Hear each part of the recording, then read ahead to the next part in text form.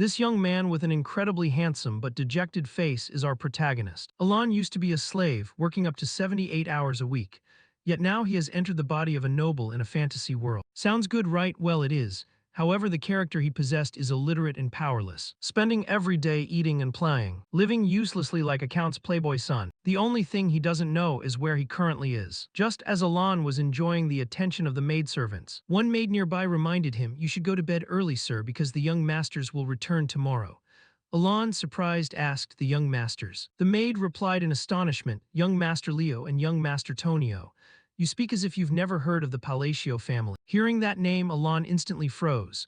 The name Palacio filled him with dread. It felt terrifyingly familiar. The maids looked at him with worry. Master Alon pressed his face against his chest in anxiety. Could this be Psyche Deliria? Alon remembered the title of a game he once played, the game he used to play in the rare free moments when he was an office slave. It was a turn-based RPG.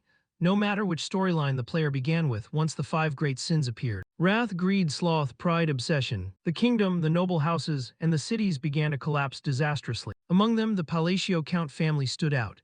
They were a decadent noble house that appeared in a side quest before the main storyline began. Alon sank to his knees in despair.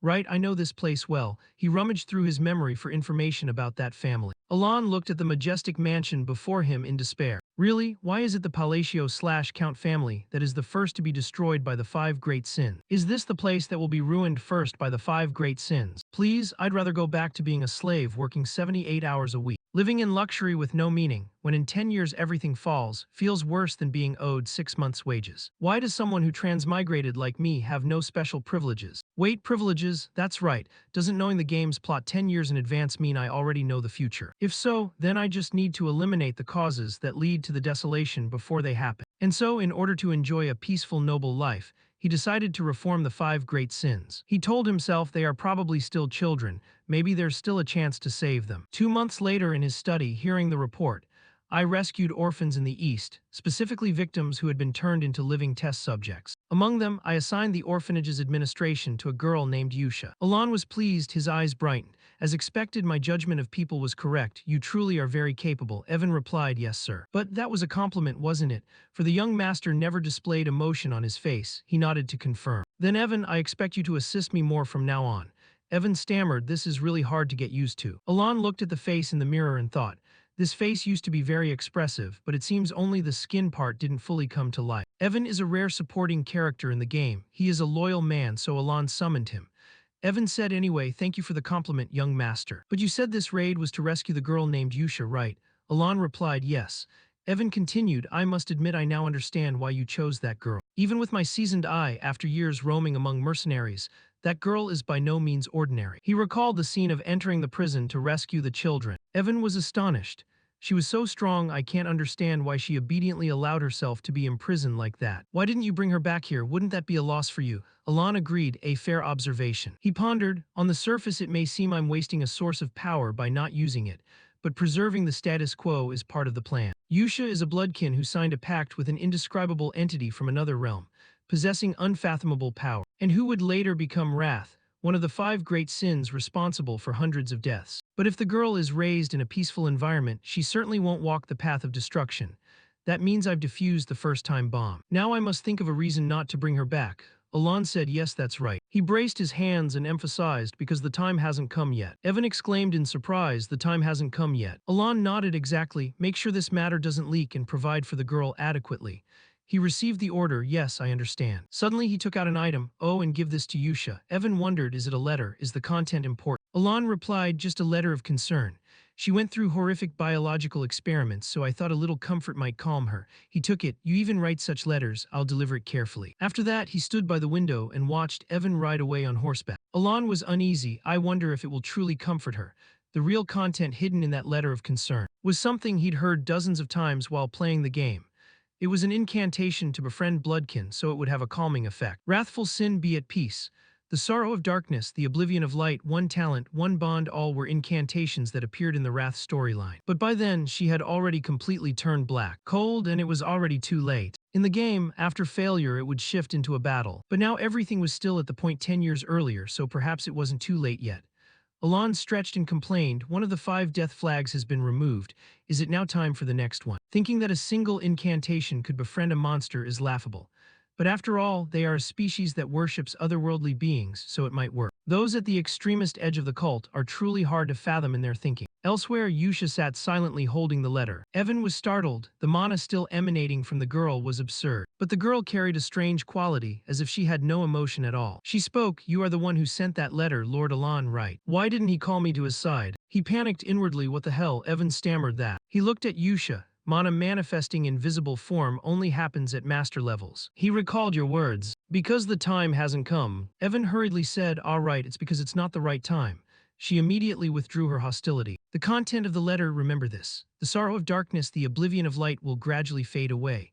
Yusha was moved. That was surely a promise only the master would know. All right, I roughly understand. He was terrified, sweat running down his body from vigilance. She smiled eerily, I will obey his will. As for you, lying in bed, Alon thought, today has been truly satisfying. Even the bright moon is cheering me on. I must try hard for the next turn. Over here, a pile of books fell from the shelf onto Alon's head. He squatted on the floor and lamented, there's nothing here either. Finding clues about the third threat is giving me a headache.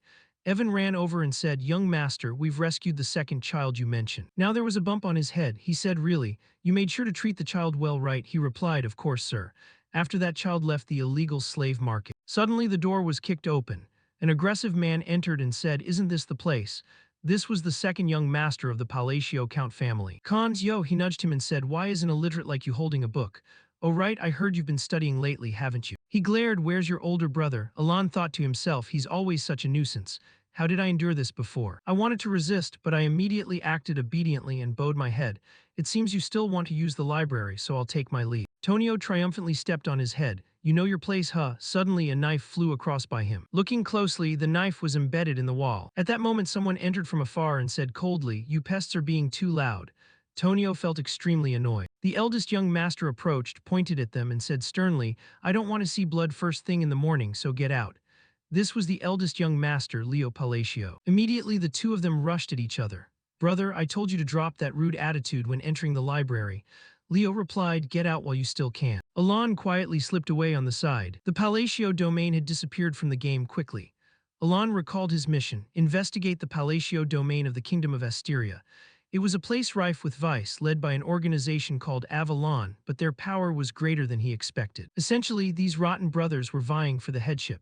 One was a major figure in the underworld, the other ran a large-scale drug enterprise. Alon thought to himself that, for the sake of his life, he couldn't confront both of them. So he and Evan quietly let the two fight each other and slipped out. Inside the library, fierce battles raged non-stop, objects flying everywhere. Evan straightened his hair for him.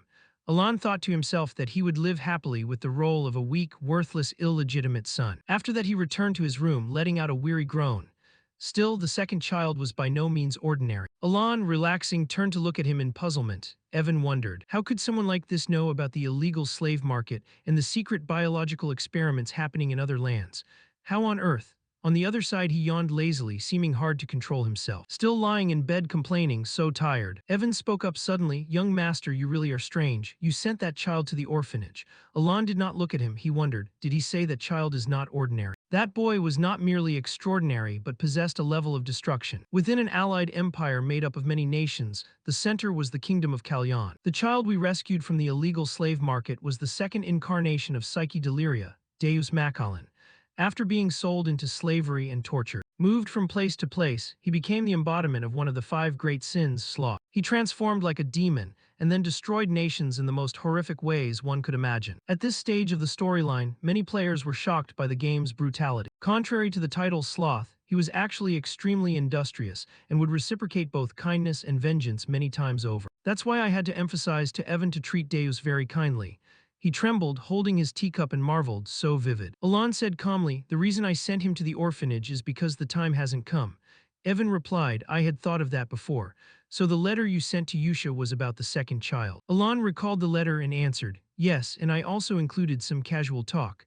I told the girl to look after the slightly frail child I sent. The boy's figure there looked so lonely, his whole body covered in wounds. At that moment a pair of small feet approached. A voice sounded from behind Deus, you're broken. The voice remained calm as it rang out. It was the trace of that thing. His hand moved slightly. Yusha appeared before Deus touched him and asked, your H letter 1 EAFC duong right. She smiled and continued, "Yet the great moon still chose you, congratulations." Yusha grinned in a witch-like, sinister smile, her entire body radiating powerful magic. "So feel the bestowed power and let your potential be unleashed." She reached out toward Deus and smiled. "If you keep your loyalty and follow his orders, you will be avenged." At that moment, strands of magic gradually emanated from behind him. Yusha smiled as she looked up at the letter. "Now I should send my first reply." Under the moonlight, Alon's written lines appeared. She wanted to send him a gentle greeting. At the Count's manor where they lived, Evan opened the door and entered. Alon was still muttering, "Where is the third person after all?" He suddenly said, "Big trouble, sir." Evan continued, "That scumbag." "No, I mean the second young master." Alon heard that and looked up. "What? Did you say that one is dead?" The death of the second young master had occurred quite suddenly. He wondered really. After that, everyone gathered at the venue for the second young master's funeral. Two beautiful girls stood on either side of Count Palacio, cooing, "Master." The other one sighed, "When will this end? I'm so bored." The one beside her added, "I'm hungry." Alon was speechless, bringing drugs and women to your son's funeral. This family is wrought in truly dark fantasy material. Alon looked down at his brother. In any case, Tonio dying from an accidental fall was different from what he remembered. In the game, the one beside him was the murderer. In the end, he wailed pitifully, "At last I've killed that vermin after 50 years. Now I'm the rightful heir, I am Count Palacio." He wept and showed ecstatic delight as if this were a great opportunity. Alon looked over helplessly. "At least try to hide your emotions." The mastermind was surely Leo or his cronies. Either way, he still only needed to deal with the 5 great sins. Time jumped forward 1 year. The inheritance issue had been settled. Leo consolidated the drug trade. The Count's domain became noticeably more peaceful. At that moment, Alon and Evan sat facing each other. He ate while thinking about the stack of papers before him. In the meantime, Yusha and he had become pen pals. If he kept in touch with her, it could be useful in the future. In the letter, Yusha began, "Yuna is great at hide-and-seek, Hidden is excellent in battle. Deus is still growing normally and the boy likes puppetry." Alon read and smiled faintly. The children seemed well behaved. At the bottom was this month's patron list. Alon exclaimed, "The list has grown again." It was interesting that more patrons were appearing for that small orphanage. Evan commented it was odd but ultimately a good thing. "Ah yes, about what you've been searching for," Evan said. "I received a call from the Information League. They've found a list." Hearing that, he said between bites, "Really? What a relief. It's surely a list about the third boss. Finally I can find him." At that moment, light from the window flooded the room. The two fell silent, each absorbed in their own task. Elsewhere, a desperate scream rang out. It was the Margate drug distribution point.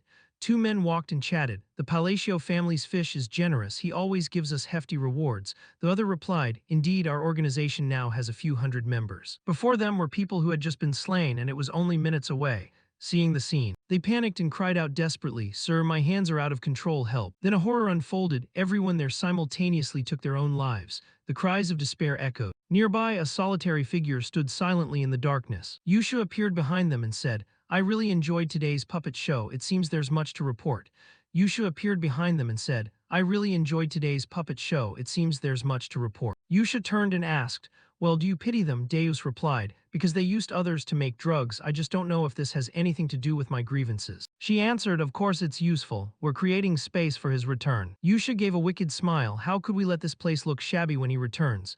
Deus responded without expression, "Understood." Immediately the two activated magic. A swirling wind rose and they vanished. Like phantoms drifting through the night, everything would proceed according to his will. A flash of light flared in the brilliant night. Under the peaceful crescent moon, Yusha's voice rang out, "We Lam and Gaiet will be his sword."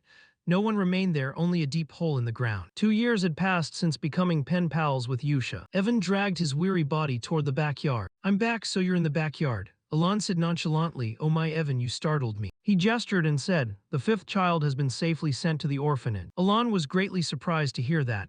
In the meantime, the other 3 sins had all been rescued. He handed food to Evan. "Here, eat." "Yes, thank you, sir." As Alon gave Evan the food, he thought about how to find the third child. Greed was a bit tricky, but with a gamer's knowledge, after squeezing Evan to the bone, everything finally went smoothly. After handing over the food, he said, "You did very well running around like that. You can rest a bit now." Evan asked, "Is the orphanage mission over?" Alon replied casually, "Yes, it's done. What a relief." Evan lay down, sighed, and asked, "But young master, aren't you happy?" "Of course," Alon answered.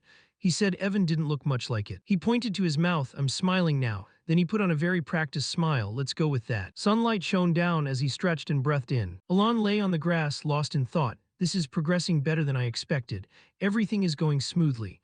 The masters of the familiars all became the 5 great sins after a past tragedy. Although this was said in their past, before they awakened into sins, the chance to rescue them perfectly before the tragedy occurred was very slim. If you rescue them after they've become sins, it's even more worrisome. He asked, "How is the orphanage?" Evan produced the letter. "Everything is as usual. All is going smoothly." Evan continued, "The children at first were like broken dolls." He added they had brightened up a bit. Alon opened the letter. "Really? Then we won't need any more nannies." He thought he didn't expect Yusha could do so well. Maybe because her character setup is tied to the moon orphanage. She certainly hates interference. Alon called Evan closer. "When you see it this way, Yusha is also a good child. So is there anything special about them?" In the letter, Yusha wrote, "Everyone is well. Some of the children here are growing very beautiful. You really don't need to worry about the donations anymore, nor about the children you just sent." After reading the letter, Alon was truly pleased to see they were all being raised properly. He thought if all 5 sins grew up normally, the environment would be truly important. Evan asked, "So when do you plan to meet the children? You always say you'll have time for that." Alon faltered, outwardly appearing hesitant, but in fact he had no intention of meeting them directly.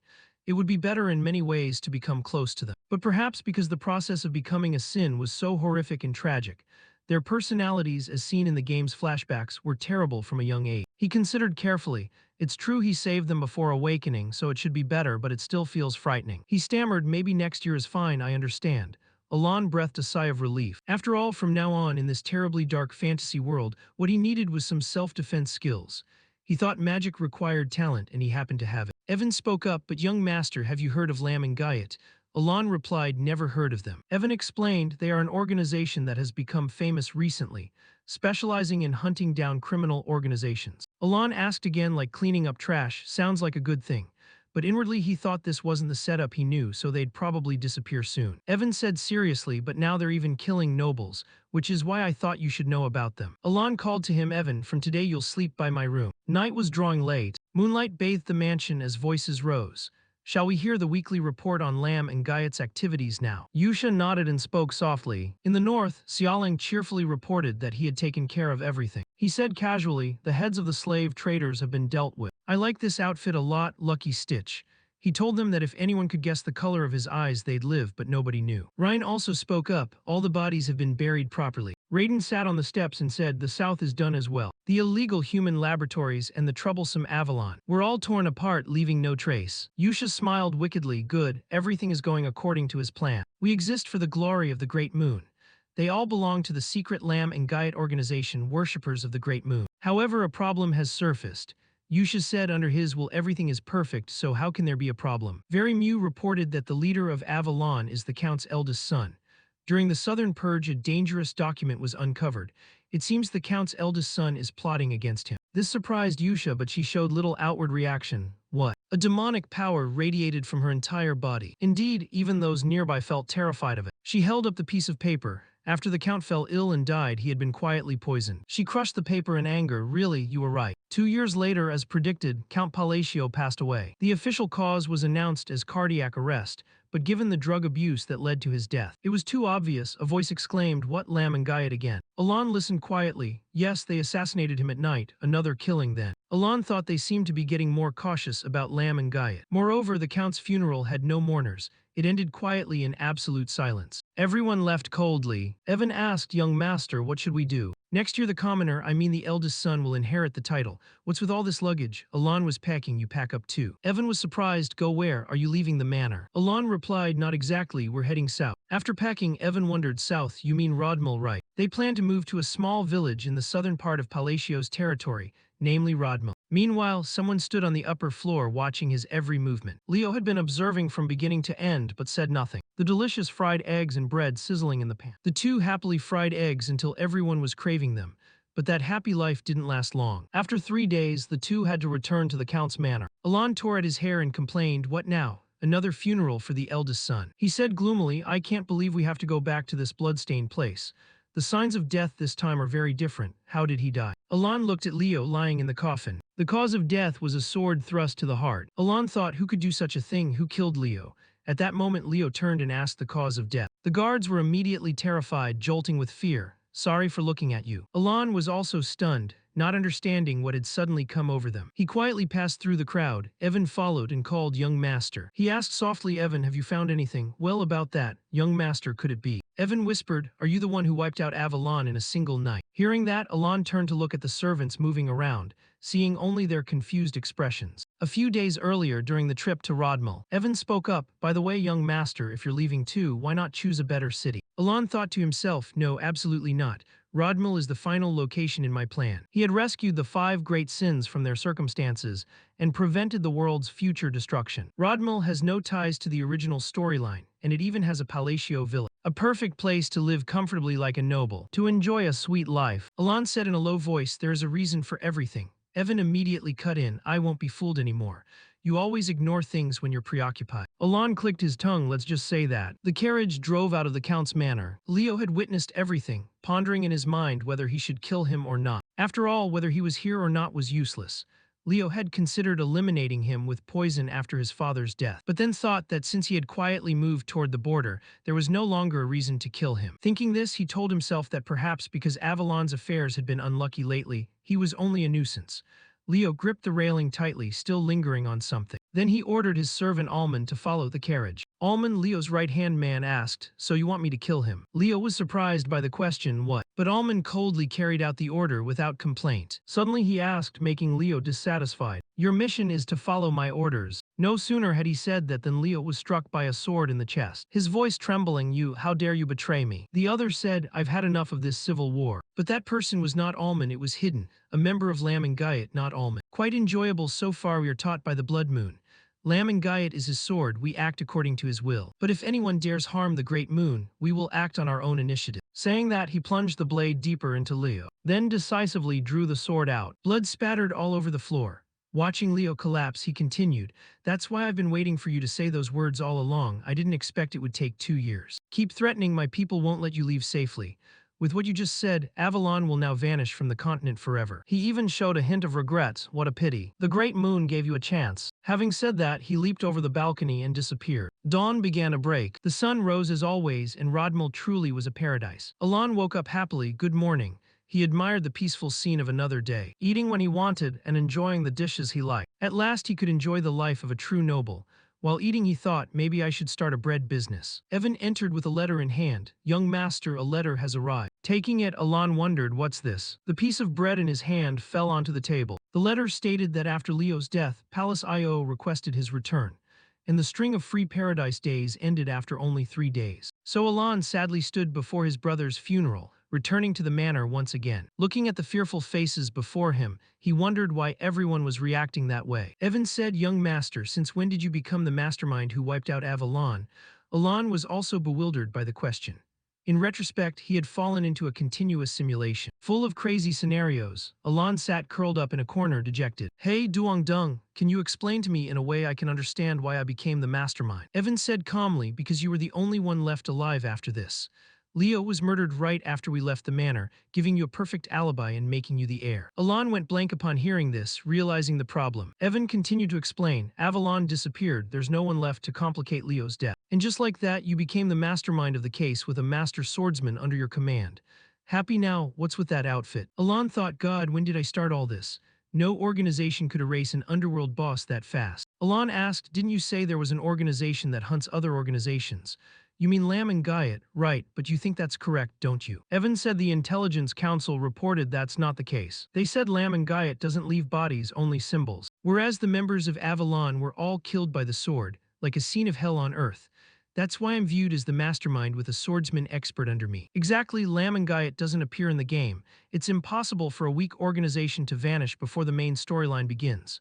So who is it? Yusha on this side interrogated, any traces? Yusha on this side interrogated, any traces? Xiaoling also spoke up, me too. He laughed gleefully, it's nothing but corpses there. The door opened, and a familiar voice rang out, we're here. Deus's men also arrived. The remaining Avalon force numbered 486. Deus spoke up exactly as the boss intended. He laughed and said, we cut them in two. After hearing everyone's report, Yusha was extremely satisfied, perfect, excellent. And so, Avalon, the colossal organization that once dominated the kingdom of Asteria, turned to dust in just 5 days. Deus interjected, however, it seems the cleanup isn't finished. What do you mean? He held up a stack of documents. I found more nobles linked to Avalon.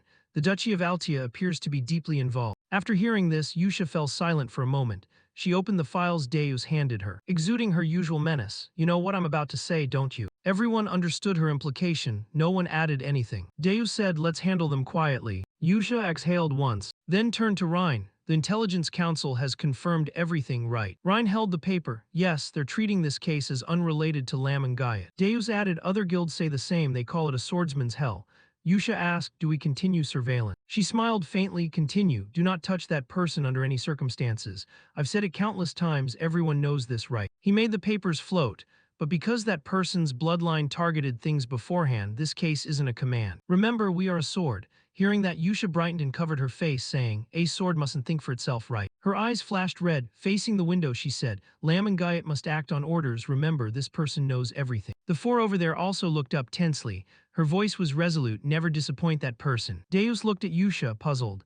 I don't understand, someone as superior as you is anxious and restless just because we're exposed. Then he raised the stack of papers and said, I get it, it's all for the great moon. For that person, meanwhile at the Count's manor, the lights were still on inside. Alon sat at his desk, complaining, I can't take it anymore. He looked up, tears streaming. After the funeral, he had been extremely busy for a month. Alon lamented, I just want to relax and live off money, that's what a noble should do. He bowed his head, thinking, although I've made many enemies and Leo's death was supposed to happen 6 years later, because of his death the game's timeline changed and all family affairs fell on me. At that moment the heir suddenly heard a call. Young Count, the elders enter immediately. Each held a pile of items. Books or scrolls. Seeing this he sighed even more. Dark circles under Alon's eyes had become obvious. He wondered why everyone worked so hard. When the Count was alive they were leisurely, often slacking off. From afar the elders, seeing his gloomy expression, waved frantically. Is he angry? We must work harder, we don't want to die. His face grew paler from overwork. The vassals were surely working earnestly because of rumors that he was the mastermind. I told you to come, why didn't you? Now Alon was a small company's slave, working silently. In his heart he secretly wished they would handle everything themselves. Scene changed, the flames flared up and gradually roasted the food. Evan asked the young master, puzzled, looking up. I have to say I'm really surprised. Alon was now controlling magic that floated around the room. Evan continued, to reach rank 2 after just 2 years of self-study, your talent is remarkable. When did you develop like this? Normally it takes about 4 years to reach rank 2 and magic can't even be used unless you're born with fortune of bamboo. He replied calmly, maybe I have some talent, worried I trained hard to protect myself. Alon thought to himself that this technique also required very precise mana control. He kept manipulating the magic to hover around, but the important thing was it was still incomplete. Fatigue showed on his face. He had never imagined he would actually use magic in a fantasy world. He murmured, at first I was excited, thinking once the plan was finished there would be no more danger. So I'd slow down studying. Then the magic orb rose, but recently survival became a real issue. He realized a painful truth that brought tears to his eyes. His mana well was extremely small. Alon complained that nothing was effective. At that point he recalled information about it. A person's mana well is innate, like an athlete's body type fixed from birth. And his mana well was so slight that thinking about it caused him intense pain. He realized the truth. It was so small that training couldn't help. While eating and thinking that if all other methods failed there was one other way, Evan picked up the letter and said, oh right, an invitation to a dance has arrived for the young master. Hearing that, he turned to look toward the ball. At that moment the ball had arrived, held at a luxurious residence. Around them the nobles had all gathered. He dressed in his count's attire and entered with Evan. As soon as he stepped in he sighed, phew, I'm exhausted. This was just a typical dance to network among nobles, held in the southern region of the Kingdom of Asteria. Since he would soon become a count, he might as well use the opportunity to build some connections. Alon adjusted the scarf at his neck and entered. Evan behind him was eating a pile of food and asked, what are you doing? He thought to himself that befriending nobles was important for his peaceful future. But as Alon approached, everyone nearby was frightened by his appearance and hurriedly stepped aside. Then he reached out to greet a nearby man who immediately panicked, and the whole crowd fled as if chased by a ghost. Evan beside him couldn't help but laugh and comfort him. Don't be haha, don't be upset. He watched and thought, upset, not really. I anticipated this, so he said, Evan, I'm leaving. With that he turned and walked away. He knew he'd be ignored because his dignity no longer matched the glory of his illustrious ancestor, now the black sheep of the East. But he hadn't come unprepared. Alon raised his wine glass, thinking he'd handle the situation with the social skills he had secretly practiced. He spoke, this wine has a distinctive flavor. A nearby girl turned at the remark, but her face grew very frightened. He lowered his voice, particularly the aroma seems different. Alon smiled faintly, looking like a demon. I want to drink a few bottles at home. Yet inwardly he thought it was a friendly smile, a necessary gesture for socializing. The girl opposite saw his expression and went pale, trembling, then ran off in panic. I'll speak with my father and prepare it right away. Alan watched in confusion, thinking, wait, no. People behind whispered about Alan. He'd threatened her to get a limited edition bottle worse than his brother's, a bigger rogue. Evan beside him slapped his shoulder to stifle a laugh. He still tried to deny reality, she must just be shy. After that, they left. Evan said, your spoils have increased again. He ate heartily as he listed an impressive inventory. A fine horse from Paldean Fenian orange tea, metal crafted by Valanda, specialty wine from Malatino. Truly an impressive list. Meanwhile, the protagonist brooded, so the name Palacio has a worse reputation than he thought. Rumor had it he killed his reckless brothers. He seemed to have become someone everyone avoided.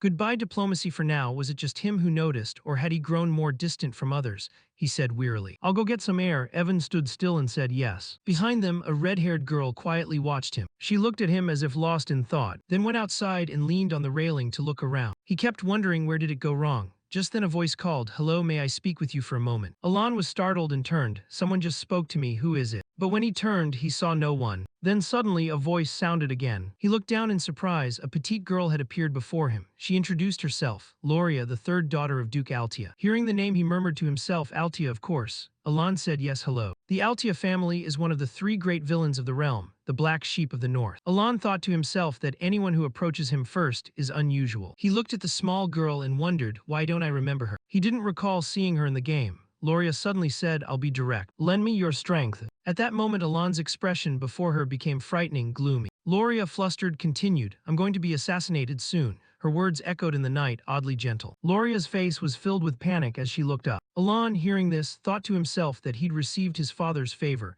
and until now had been protected like a favored child. Duke Altia had fallen gravely ill. She said in panic, but now, Altia hesitated, my half-sisters are about to kill me. He wondered, so it's all just a struggle for survival. Alan looked down and realized, no wonder he didn't remember her. Because she had died when the game began.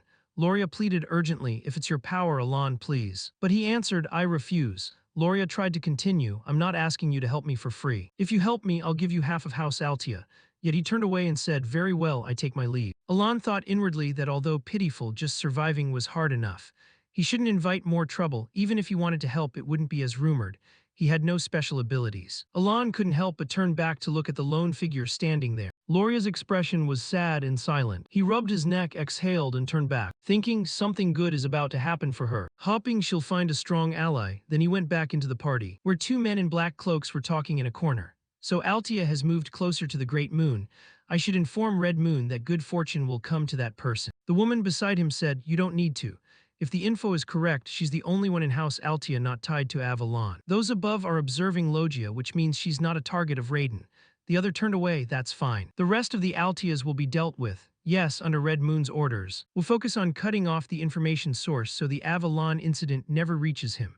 They above silently watched Alan below. At the party, he sighed inwardly. It feels so empty around here. Could I be surrounded by some sort of barrier? Unaware, Alan noticed a mysterious girl nearby. She spoke, hello. Hearing someone start a conversation, Alan was moved. Is that directed at me? Really? Could this be the time I actually make friends with the nobility? He turned and said, yes, hello. The girl held a fan to her mouth and smiled faintly. Seeing that, he immediately concluded, again, another shady one. I've seen this face in the game. As he looked at her, he thought, anyone who takes the initiative to speak to me first surely isn't an ordinary noble. Recognizing her, he stepped forward. Hello, Miss Zenonia.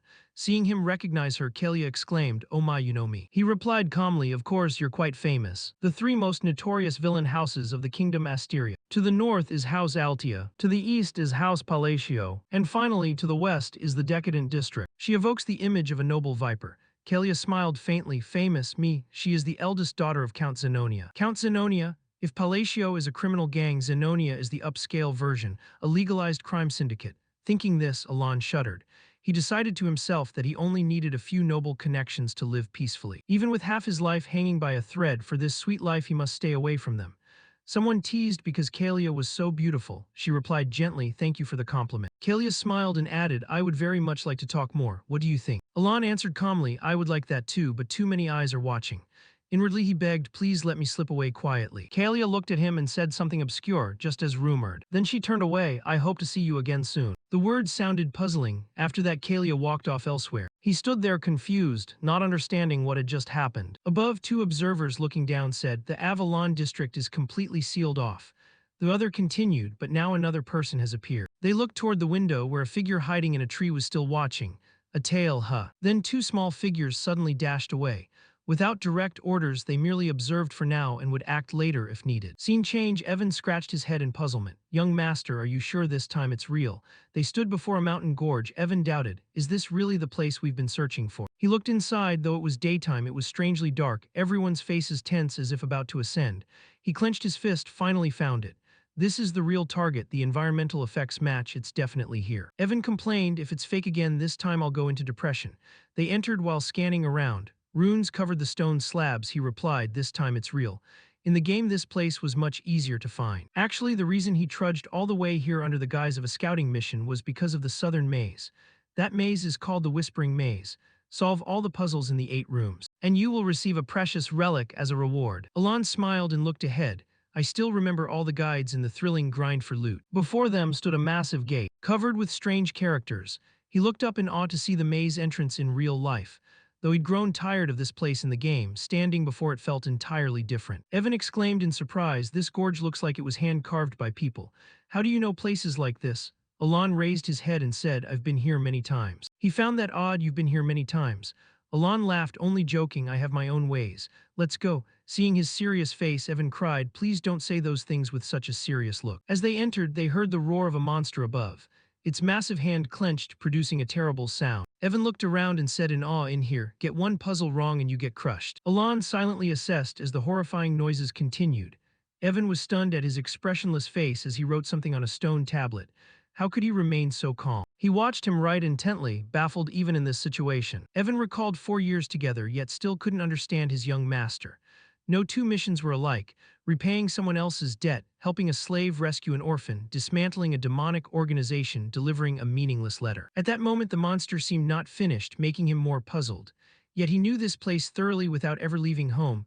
Alon calmly pointed at the monster. The riddle's been solved, but it hasn't opened. We must wait for that thing to finish. The sounds kept echoing. Evan continued thinking. Still, following this mysterious young master always led to good outcomes. They both looked over and he said, oh, it's opening. He thought inwardly, what are you planning this time, young master? Deep down, Alon cheered inwardly. The door was finally opening. Oh God, feel like vomiting. I knew this place was hard, but I didn't expect it to be this brutal. Evan nearly broke his neck trying not to look. Before them lay a pile of jewels lighting up the whole chamber. Evan cried out, finally done, right? Alon replied calmly, yes, take the black ring and let's go. In the distance, 6 rings were mounted on a fake hand. Evan said, that looks ridiculously useless.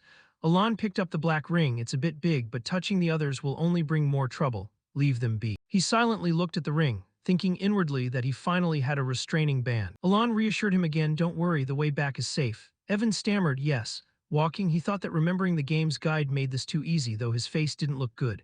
Young master, did you plan for this all along? Before them was a pack of giant golems. It turned out the bronze rock in that gorge was the golems. Evan worriedly calculated, unknown enemies, great. At least there must be some way to get you out of here. Alon stepped forward and said, I'll handle this one. Evan was bewildered. At that moment, the monsters all turned toward them.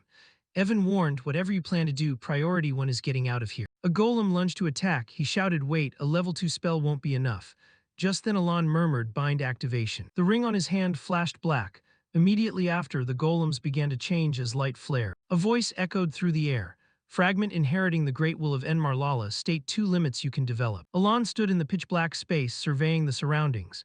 In the game, a choice window would appear now, so that voice it was. A gigantic face emerged from the darkness, the reward for clearing the binding maze. True to its name, it was a relic that absorbed power for the user, but in return imposed strict bindings. Alon trembled, slightly tense. The voice sounded so real it felt as if he were truly inside that world. He stated the first limit, and the voice asked again. Alon formed a seal and answered, in all operations, Babyloia's hand seals are absolutely mandatory.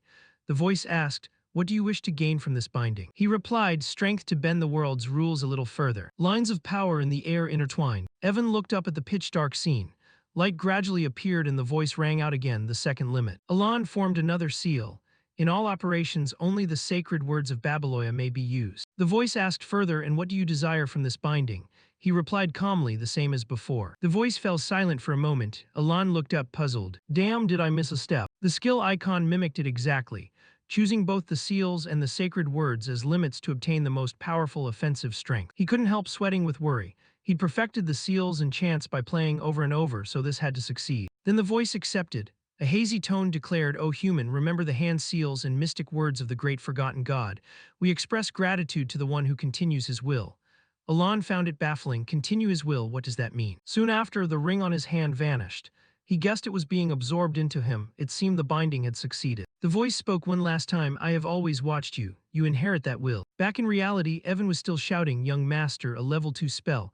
Before him were the large monsters. He reached out anxiously, but it wasn't enough. Alon looked up serenely, his eyes without a ripple, and his hand began to initiate magic. The iron orb should have blazed brilliantly, but only glowed faintly even though he poured all his mana into it. No matter how much he trained, he couldn't surpass the limit.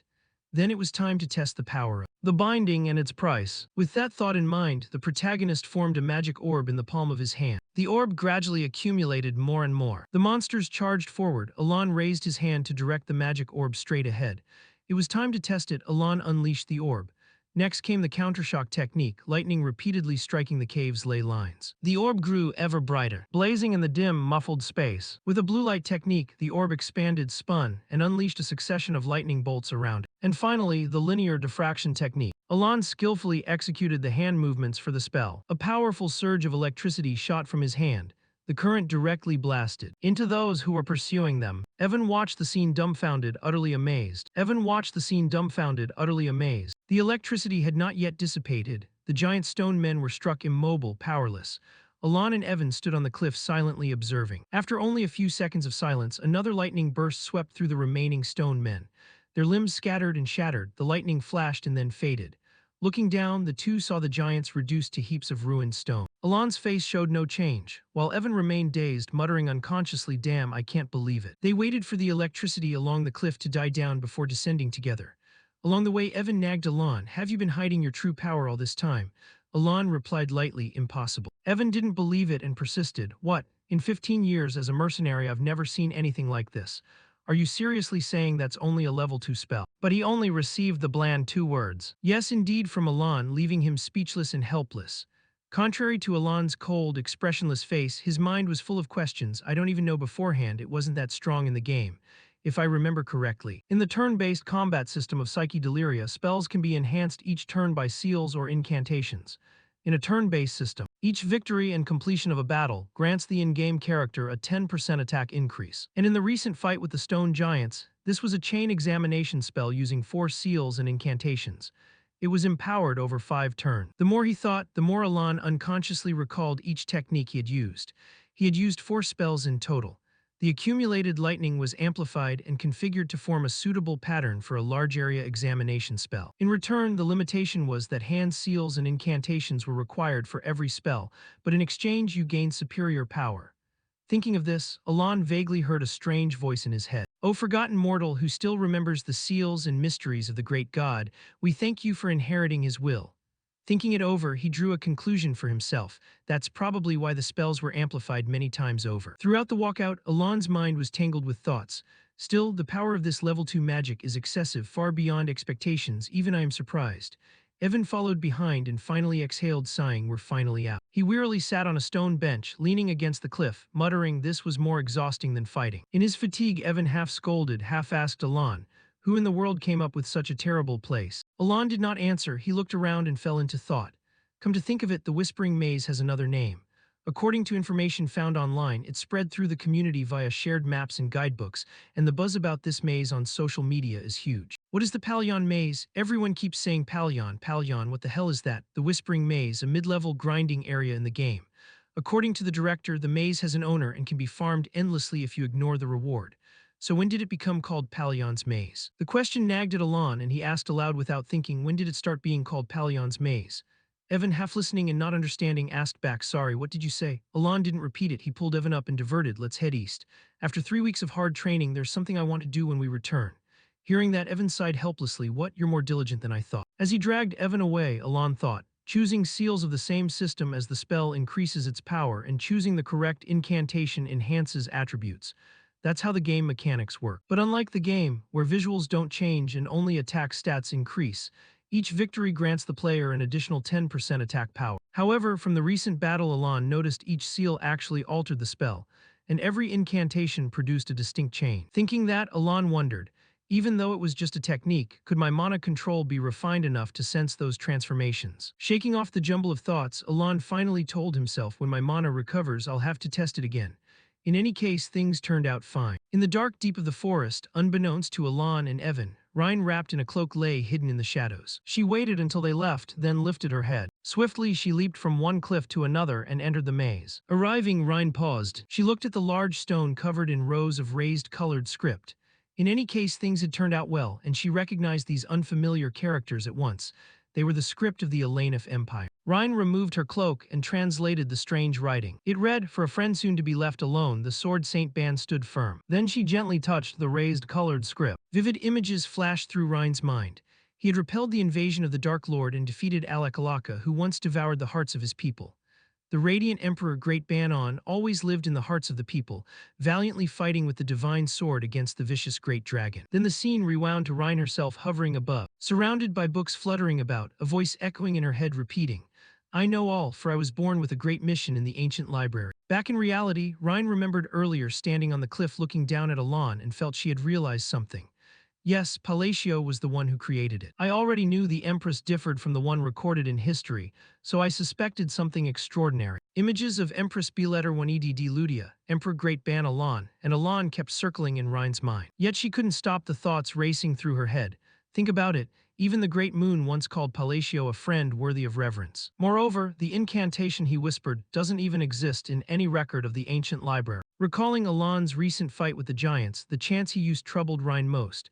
She was intensely curious who, after all, was that man. Upon leaving the maze, Rhine felt a little shy and mumbled, "Everything Red Moon said is true. I'm ashamed that I blindly followed orders." But then her expression immediately returned to its usual coldness as she asked, almost to affirm, "Has he arrived?"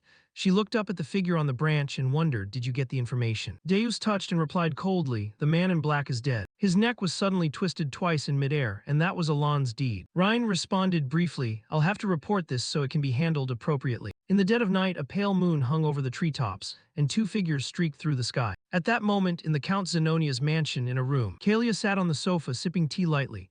Her gaze drifting, she SOID Chinese letter LY, "I see it's not just a rumor." Kalia fell into thought and unconsciously recalled Alon, inwardly remarking, "His eyes are so cold and emotionless. Like a bottomless abyss," she sneered to herself, famous huh. Then she leaned back and answered her own question. Indeed, Count Zenonia is both powerful and renowned. Kalia's eyes darkened as she observed, but it's strange that someone who rarely socializes like him is regarded as famous. Having said that, Kalia rose and walked slowly toward the man at the desk, smiling as she asked, "Isn't it odd, father?" The man paused mid-pen stroke and turned to look. He watched her seriously as she continued, "Because you are a count." Kalia drew closer and gave a faint, cold smile. Then she snapped her fingers. In the man's eyes, Kalia's image convulsed and flickered. He collapsed helplessly, the brush in his hand falling limp. Seeing this, Kalia was thoroughly pleased, smiling with delight and mocking arrogance. "No one would suspect that I'm the one actually running the family while father pretends to be a fool. How could they possibly find out?" She recalled the banquet when Alon had no idea the watcher in the distance was her arrangement, and he had even kindly warned her about many eyes watching. Kalia privately thought with amusement, "Even the spy I planted seems to have been discovered." Just then a guard rushed in out of breath, calling Miss Kalia. She leaned against the wall, hands on her hips, and asked, "What's the matter?" The guard replied immediately, "Please return to your room at once, miss." Kalia followed the guard back to the room, and upon opening the door, saw the spy bloody and slumped against the wall. The guard reported cautiously, "It seems the seal wasn't activated, meaning he hasn't revealed the secret." Kalia said sternly, "He intentionally placed it in my room." She paused, leaving the sentence unfinished. A few seconds later, Kalia laughed and mocked herself. "How did they discover this? From the moment we met, they struck at my greatest weakness, didn't they?" Her face contorted with anger. Meanwhile, Evan and Alon dozed on the carriage returning home. Evan's snoring was so loud that Alon half woke, rubbed his ear, then dozed off again. Scene change, evening at the Altia ducal family's estate. Loria sat in the carriage, filled with panic, thinking truly not an ordinary person. She recalled underworld figures with cold eyes just like her father's. These were people you should never confront. Loria sadly remembered Alon turning away indifferently. "He was my last lifeline." She was filled with disappointment but thought, maybe he wouldn't accept such a losing deal. Logia remembered her siblings who had been stripped of all assets and power by the cruelest brothers. Timalin the eldest son, Malin the eldest daughter, second daughter Perrine, and second son Kig. Looking at herself, she thought to herself, "Because I have nothing left." Logia looked at the grand, familiar yet strange building before her and thought, So far I've survived thanks to Father's mercy and love. What should I do now? In any case, I must enter that cold mansion. Suddenly, a loud call rang out. Miss Logia, the youngest miss, has returned. Two maids ran up from afar, alarmed. Miss Perrine and young Master Kig are dead. Hearing this, Loria went pale. What? The images of those two flashed in her mind, people willing to stab even their own family. Themselves. That makes no sense, Loria murmured. What about Timalin and Malin? Immediately, a piercing scream rang out. The servants rushed toward the sound. Everyone was horrified to see the two of them stabbing at each other with swords. Chaos erupted. Loria froze, asking herself, what's happening? They did not know that, on the roof, a small figure had already fled like lightning. Smiling coldly, finished the job and then leapt away without a trace. The servants scattered in panic, Loria muttered, her face terrified as she recalled Alon's words. He once turned back and said something strange, good things will happen. Alon's expression now was terrifying, hiding and waiting for the right moment, concealing his claws to seize power. The true power behind the Count's family had arrived. She trembled in fear. Is that what you mean? Like him, I became the sole heir of the duchy overnight. After a moment, Loria exhaled. She thought to herself, I don't know what kind of unreasonable demon I signed a contract with, but there's no turning back. Loria immediately turned and set her jaw. What if I betray him? There have been too many precedents. I have no choice but to continue down the path I've chosen. Time jumped ahead 2 months at Alon's mansion. A man entered respectfully. I come by order of the Duke of Altia. Alon was surprised, the Duke of Altia. Evan beside him peered curiously and exclaimed when he saw an extremely rare bottle of wine. He'd heard each bottle was worth thousands of gold, and he couldn't believe he was seeing one in person. A letter was tucked alongside it. Alon was astonished, addressed to Loria Altia, not the Duke but Loria the youngest. She prepared this. Why send it to me while I'm struggling to survive on the run? He asked the man, was this really meant for me? The man bowed. Yes, the Duke prepared it personally and ordered me to deliver it by hand.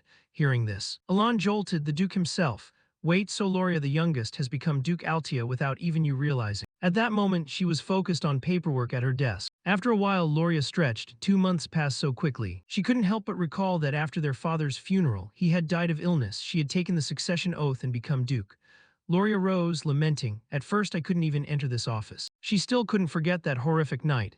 Even though her siblings died suddenly, she avoided suspicion because she had an alibi, the ball. At that time, even her secret organization had been eliminated by her siblings, so returning to the mansion. That day should have been when she was most in danger. Loria was bewildered and terrified. By the time she learned the truth, it was too late. She reeled, thinking, did he exploit this entire situation? She pictured the scene again. Outwardly, he refused coldly, but then he handled everything perfectly. Recalling it, Loria couldn't help but be puzzled. Just how many steps ahead had he been thinking? I was so afraid of bothering anyone that I didn't even announce the funeral. So she walked alone through the lavish mansion. Clearly, he needed Altia for some plan, which is why he came to me. As she walked, Loria thought, even though I've united the organizations under Altia, it's still no match for the power he's hiding. She suspected inwardly, he wants something else from me. Alon's image rose in her mind, an underworld boss who built influence through business alone. If it's something he lacks but I possess. His figure seemed to grow darker. Alon's image appeared again, an underworld boss who built influence through business alone. If it's something he lacks but I possess. His image grew even darker, manipulating politics from the shadows, Altia's reputation. Loria looked up at the portrait on the wall. For now, I must focus on what needs to be done. She turned and stood before the Duke's portrait, thinking to herself, my benefactor will contact me soon. Loria smiled faintly. I hope the token of thanks pleases you. On the other side, the man bowed and left the Duke's chamber. Then I shall take my leave. Alon was still puzzled. Loria was once threatened with murder, so how did he become a Duke now? Something's off. Evan beside him cocked his head in curiosity. Everything was unfolding strangely. Time moved forward a few months, into winter, 5 years before the principals began. As Alon was walking, someone suddenly called out, young master. Evan ran over and asked, young master, no, your account now, right? He replied, although the succession ceremony hasn't occurred yet, the new year has arrived, so I may use the title. Alon felt disheartened inside. His grand life plan never included becoming a count. It was to follow Societal's splendid rule, conquer Jyot Emin, avoid succession disputes, and travel America style. However, he grew used to it, and he made the most of the aristocratic benefits, which turned out to be better than he'd expected. Evan handed over a letter. This is a letter from Yusha. As Alon entered the room, he asked, by the way, any news about Leo's assassins? He answered, nothing definitive yet. The Information Guild is investigating thoroughly. We'll have to wait and see. Then they sat at the table and Evan asked, so what is your intention, sir? Not to take revenge, I hope, he thought. Anything that differs from the game must be a butterfly effect I caused. Alon said, just to guard against unforeseen situations. Evan suddenly laughed. You looked very much like a count just now. He sighed in response, let's say that's the case. Alon looked at the letter and wondered, I wonder what it's about this time. At that moment, the letter's contents appeared. How are you, sir? We're all well as usual. Everyone is immersed in their own hobbies. In particular, Deuce's puppet play has reached a truly high level. Over there, they were also very happy. Xiaoling was engrossed in gaming with friends. And the other members, Ryan has been quietly reading lately but often inventing things. Raiden has taken a liking to landscape decoration. After reading the letter, Alon smiled gently. The everyday life at the orphanage, accustomed to monthly correspondence, warmed him more and more. Though he'd never met them, watching the children he sponsored grow up made him smile like a true father. He suddenly asked Evan, by the way, the 5 elders know, how old are those kids now? Evan, curious, asked back, why do you ask, sir? He answered, it's almost time for them to enter society, and some left the orphanage earlier. Most of those you personally ordered to be found are around that age. Hearing that, the pure image he had of them in his mind seemed to shatter a little. He couldn't help imagining the children thanking him. Thank you for raising us, sir. The 5 elders send their regards. Alon immediately thought, right, that's how it is. Gradually, we must let them go out into the world. Evan asked again, really? Didn't you deliberately gather these frail children? Alon replied calmly, there was no special reason. They're grown now, we must think about their future. But he thought otherwise inside. Having been cared for so they wouldn't awaken into villainy, they should be able to take care of themselves, right? Evan remarked, it seems they're all healthy now. I see, Alon began to think. In each boss battle, the narration revealed a brief overview of their abilities. Yusha has talent and faith. Then that gloomy boy Deus has talent in swordsmanship. Next is Ryan with talent for research. Then the beast child Xiaoling with talent for combat. And finally Raiden, who has the apostle's ability. Alon suddenly picked up a box. If he placed them in the right positions, wouldn't they be capable of holding key posts? He thought of those kids and mused. Since it's already done, giving each of them a gift would probably make them happy. After all, I did promise to give them something. A while later, time shifted to the late afternoon. The sunset cast its light on the mansion. Alon sat at his desk, stretched inside, all done. Evan, still with saliva on his mouth, ran off saying, then I'm off. Alon watched him go, thinking, if things go smoothly from now on, will I receive even a small share of the benefits? At that moment, small birds flew peacefully across the sky. Children, take this letter and step out into the wider world. Cut to the children Alon referred to, his instruction felt like an order. Yusha kept a cold expression but blushed as she read the letter. This time, the directives were sent individually. All 5 of them were holding their letters. Deus maintained his cold demeanor, calmly reading his letter. Xiaoling hopped around with joy upon receiving his. Ryan smiled gently while Raiden remained silent, and Yusha lowered her eyes, staring at the letter with unreadable feelings. In the room, everyone gathered and focused on the paper in their hands. The orders had arrived. However, this time he had sent them separately to each of us. Xiaoling suddenly grabbed his paper, jumped up in delight, and cheered. Raiden and Ryan held their letters but remained pensive and said nothing. Yusha, holding several letters, said calmly, but before doing anything, we should reread the previous letters. His orders demand a very high level of competency. Xiaoling, excited, said, can we really read them? Before only you could read them. Yusha remained composed. That he issued orders individually means he has decided it's time for everyone to know. The letter opened and Yusha began to read. How have you been lately? It seems you have many talented friends, right? Let me know if you need anything. Xiaoling scratched his cheek, puzzled. Is this an order? Ryan also read for a while and found it odd, more like polite small talk. Yusha scoffed when she heard them. Exactly. He disguised the order as casual conversation from the start. Okay, look. She analyzed the letter for the group. This is the first order after the greeting letter. It reads, Yusha, are you well? I'm fine. Today my brother used me as a seat. Funny, right? Sometimes I want to write to you. Reply if you're okay. And the child I sent this time. Yusha explained, he designates targets to be eliminated due to missions and instructs us to report back afterward. The letter continued, thank you for replying. I hope you can tell me what happens at the orphanage each month. I entrust that place to you. You all will be fine together. Yusha continued, this is when he entrusts Lam and Gayat to me. As you can see, he personally chose all of you. Everyone around immediately gaped in astonishment. Deus, hearing Yusha, showed understanding. I see, it's to prevent information leaks. I remember my first order. She smiled and added, like this, you must fully understand the orders and carry out the mission. Deus suggested, then wouldn't it be better to meet him directly or use a magical communication device? Raiden agreed as well, he has a point. If the issue is information leakage, why use letters? Yusha's expression suddenly changed, growing stern, her eyes flashing a cold red. I hope you haven't forgotten that all we need to do is obey orders. Deus fell silent at Yusha's unwavering loyalty, feeling a steady trust that made him shiver. I haven't forgotten. Suddenly Xiaoling raised his paper high and shouted excitedly, then let's read the orders together. In the lit room, everyone formed a circle and read the orders that had been sent individually to each person. Deus read his assignment. He told me to go to Caliburn, the Kingdom of Knights. Xiaoling sighed in frustration, the colony continent, but I don't like deserts. Raiden continued, and I'm assigned to Raxus, the entertainment city. Ryan was sent elsewhere. He told me to go to Larthania, the labyrinth city. Yusha's eyes glazed over as she clutched the orders with rapture. The holy nation, Rosario. Everything we need to do is written in the letter, right? Deus held his orders, voice emotionless. I don't know the reason, but he told me to become a knight. Xiaoling perked up. He also said, don't worry, the sponsorship will continue. Ryan smiled and added, he also told us the locations of the gifts. Raiden seemed intrigued. Whatever they are, we'll find out when we get there. Yusha admonished, but remember unless he says otherwise. Under no circumstances mention the name Lam and Guyot. Her gaze turned cold and sharp. The group quickly obeyed the orders, donning black cloaks, and left the mansion. 3 months later, in a room piled with books, Alon was reading. Sure enough, there was nothing about changes to magic or incantations. I'll have to experiment myself. He turned to Evan and asked, any progress on gathering information about who killed Leo? Evan replied, the Intelligence Guild says they still haven't found anything. Alon felt a little disappointed. Is that so? He propped his chin on his hand and thought, it seems the butterfly effect has slipped beyond my control. This is the consequence of saving the five. Alon remembered the cold Duchess Loria. In fact, Loria, who should have died in the original plot, had become Duchess Altia, expanding her power and influence in the underworld at an astonishing speed. The more he thought, the darker Alon's expression became. He closed the book and ordered Evan, stop investigating the assassin. Evan was stunned. Huh, really? Alon thought to himself, clearly, ignorance is bliss here. In the setting, almost nothing escapes the Intelligence Guild's network. But if you keep digging into things you shouldn't know, the more he thought about it, the more terrified he grew, his face paling. If excessive caution leads to death, all precautions become meaningless. To protect himself, Alon had no choice. After all, secret organizations like that won't harm him as long as he doesn't interfere with their affairs. There's no reason for them to attack unless he approaches them first. Alon told Evan, at this rate continuing is pointless.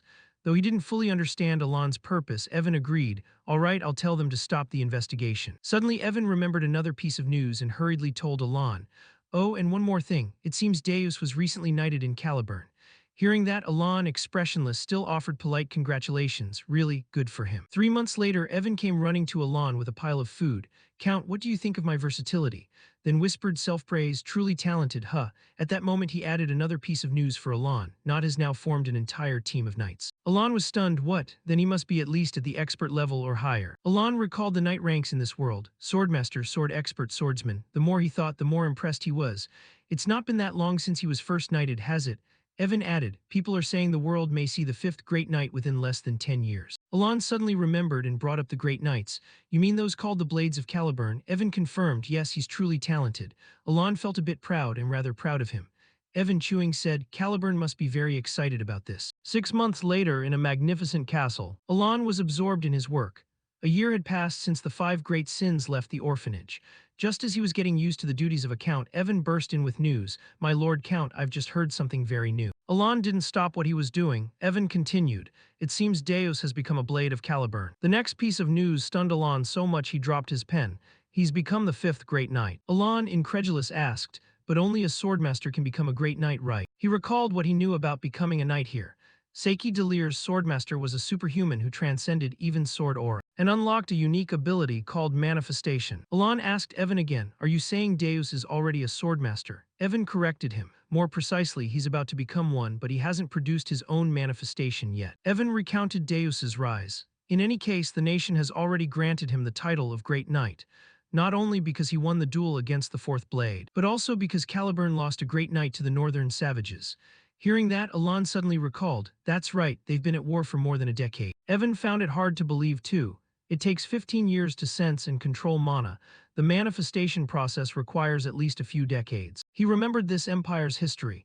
The first blade, Reinhardt, was 32 when he became the youngest great knight in history. The heroic knight's history, recalled in program III, accepted him as a temporary comrade who would be removed after the program ended. Reinhardt had wielded a sword since he was 5. Have some faith that he became the youngest swordmaster in history. Alon thought, indeed, Reinhardt was unbelievably strong. Even with his talent, it took over 20 years. So how could a child with no sword knowledge become a great knight? Suddenly a thought occurred to him. Wait, if he's only waiting for his manifestation, does that mean he'll soon surpass expectations and become a swordmaster? The idea delighted Alon, and he couldn't help blurting, maybe I can ride his coattails sooner than expected. Evan nodded in agreement. Alon looked at the messy pile of books on the table and fell into thought, or maybe not, perhaps it's impossible. Evan quickly waved his hand. No, he wouldn't do that. Alon revealed a fact, pulling the only letter tucked in a book out. I mean, the only letters I received were from Yusha. He read Yusha's letter aloud. Even after she went to the Holy Nation, her letters kept coming regularly, containing news about the great sins she grew up with. It seems they still keep in touch. Alon felt a twinge of loss. Although they've never seen me, they at least ought to thank me for the gift. I feel a bit guilty. He slapped his face sharply to sober up. Evan watched the gesture in horror. Alon told himself, back to the main issue, I'm extremely grateful they didn't destroy the kingdom after awakening as the five great sins. The two stood shoulder to shoulder by the sunlit window. Alon said reluctantly, as long as they're living well, I'm satisfied. At dusk in Caliburn's capital in the central district, the mansion of a high noble, where the famed Eclipse cavalry was quartered, inside numerous swordsmen were training. Deus was clad in armor, standing proudly on high observing the scene. He was introduced as Deus Macaulin, captain of the Eclipse Cavalry and the youngest great knight. From his height, Deus looked down at the knights below with a cold gaze. Suddenly a girl below noticed him. The purple-haired girl waved, "Big brother." He smiled and waved back. But then Deus's expression darkened. He sadly recalled it had been exactly 1 year. Thinking back, he still felt ashamed for having lost everything to those dark ones. The horrifying images kept replaying in his mind. Painful childhood memories surged back. All that remained was uncontrollable rage. He saw his sister being swallowed by darkness, drifting away from his embrace. Darkness had blocked Deus, widening the gap between him and his sister, and hatred welled up inside him. The miserable wandering of his childhood returned. Though submerged in suffering, he still clutched his sister's hairpin. Deus's true thoughts began to emerge. The fact that dying Gaiet saved my life is not enough reason to swear fealty to her. But because she promised I could take my revenge with my own hands, I followed orders under the name Lamb and Gaiet. From that moment, he began selling his life to Lamb and Gaiet. Working as part of Lamb and Gaiet meant undergoing many dangerous missions and trainings. Even when death was always near, for vengeance, Deus no longer cared for his own safety. Memories rushed like a torrent. Over the years, he carried out missions that would form the foundation for fighting the Dark Ones. And soon after, he received a private order for the first time. Deus was astonished to receive a secret order. This is so unexpected. What is this? In the letter, Alon revealed a small inn located south of Caliburn. I left a gift there, go and take a look, but Deus wasn't very interested. The gift didn't excite him much. Still, he went to the place Alon mentioned. Deus was slightly curious. Could there be something here? When he opened the door, the scene inside stunned him into silence. In that unexpected letter, he saw the familiar silhouette of his sister. The gift from dying Gaiet was the family I thought lost forever. Deus embraced the girl, collapsing to the ground from joy and emotion. She hugged him back, tears streaming. More precious than life itself, Deus sobbed uncontrollably without sound. The two reunited, holding each other tightly in happiness. Deus still couldn't believe his eyes. My sister, the one I thought dead, was alive. Only when their emotions calmed did they gently separate. He asked, voice trembling, "Silly, what happened after I lost you?" She didn't answer immediately. Instead, Silly squeezed Deus's hand to reassure him. With his other hand, he gently wiped away the remaining tears from his sister's eyes. They then went back inside and sat at the table to continue their conversation. Silly gripped the cup in her hand and slowly began to tell it. After those people took me in the darkness, I had to wait for my turn for a very long time. At that time, she was imprisoned on a dark level. There were many other levels where captives huddled in silence and despair. I don't know how long passed, Silly recalled. And when it was her turn to be killed, she was the last one left standing. The walls and floor were splattered with corpses. Silly let out a desperate scream. The cloak was thrown aside, and a beam of light shone down. Someone grabbed her hand. She was able to flee with that light and survive. And years later, when she was nearly sold to a slave trader, despair closed in again, especially when a massive hand seized her. At that moment, blades of light repeatedly swept across. A figure appeared, swung a sword, and sliced that hand to pieces. The person quickly stood between Silly and danger. She recalled a mercenary named Evan who had saved her. Silly stepped forward and opened a cabinet. She then received precious medicine from her benefactor. She picked up a letter bearing a note from Milan Palacio. I will continue to send medicine and support. You will be safe under the name Palacio. Don't worry about your brother either. Silly was deeply moved. She was immensely grateful for what he had done for her. Upon learning this, Deus was stunned. He had used his name to protect her. How could dying Gaiet possibly have known about this? He quietly hugged his arm, full of doubt. I never told anyone about my family, and Yusha only realized that the black sheep had taken her. So how? Deus suddenly remembered what Yusha had said. She knows everything. In his mind, the pieces began to connect. All his questions assembled like a jigsaw and then dissolved. At the time, he couldn't understand Yusha's concern. She had said something puzzling. A sword can't think for itself, can it? Only now did Deus realize, yet the fool was himself. Good things will come, that was what Alon had said. Deus fell into thought. Looking back, what he said then, he already knew everything. And he had hinted that the child would have to survive on their own. He couldn't help but feel a chill as he stared blankly. Silly tilted her head in puzzlement. Brother. He came to his senses and gently stroked her head, but his mind kept wandering. His sword had dared to act on its own. Yet he still chose to be magnanimous and compassionate. And all this time Deus had thought he was being controlled by him. Meanwhile, he had only been gnawing on resentment and plans for revenge against the black sheep. He sat at the table as a servant brought over a tray of hot food. Seeing the radiant smile on his sister's face, Deus suddenly realized his family's survival was a priceless gift. Yusha's cold voice returned in his memory. You'll realize soon enough. Why did I follow that man? He understood she was not merely a fanatic, nor did she trust him blindly. And that letter had advised Silly to come to Caliburn and become a knight. He vowed inwardly to repay him. His mission was to become a leading figure in Caliburn, a great knight, and form his own order of knights gathering the finest swordsmen. That conviction was like sunlight illuminating a dark world. He snapped out of his reverie. At that moment, Deus's subordinate stepped forward to report, Captain, it's time. He moved up onto the high platform. Below, the knight order stood in formation, each row perfectly aligned. Under the moonlight, each face looked distinct and resolute. Deus thought to himself that this expedition would be the first stepping stone for the eclipse. He would not care what hardships came. He brushed the surface of the purple-hued sword sheath in his hand. The moonlight glinted on the metal. Then in that dim light, Deus coldly drew his sword with proud bearing. I will wait for the day I can offer my gratitude along with a worthy repayment to satisfy him. I must prove it under the moon. On a day when snow blanketed the sky, the Eclipse Order set out on an expedition against the savage tribe. Meanwhile, at the Count's manor, Elan leaned against the wall and mused. How peaceful. Perhaps it's because my children have all grown up now. Suddenly, a gust of wind flipped a page, sending notes and papers flying away. He hurriedly grabbed them. They had all blown away. Elan resumed the work he had been doing. Let's see. After returning from the maze, I focused on studying the keywords I had been writing. He suddenly paused, wondering, why was I writing in cursive? From now on I'll write more neatly. Elan nodded. Very good, my reports are complete. On the page, he concentrated on analyzing the keywords, each of which would have different variations. Elan circled the word contraction. This reinforces flaws in magic.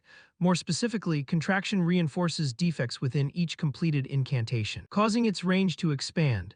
Additionally, contraction also serves to break forms and alter the projected object. Transformation state change. This is demonstrated in practice. It will break the form affecting the transformation of the emitted object. Regarding laminar light, he noted reinforcing parallel magic such as electric magic. When cast will whirl into a large sphere, emitting streaks of electric light. Furthermore, diffraction paths have two major effects, penetration and critical hits. Specifically, diffraction grants penetrating ability, which corresponds to a critical effect that increases the chance of killing an enemy. And importantly, in the keyword rules, if broken, the magic will fail. There are also a few notes. Do not use inappropriate keywords, do not repeat the same word and use at most 4 words.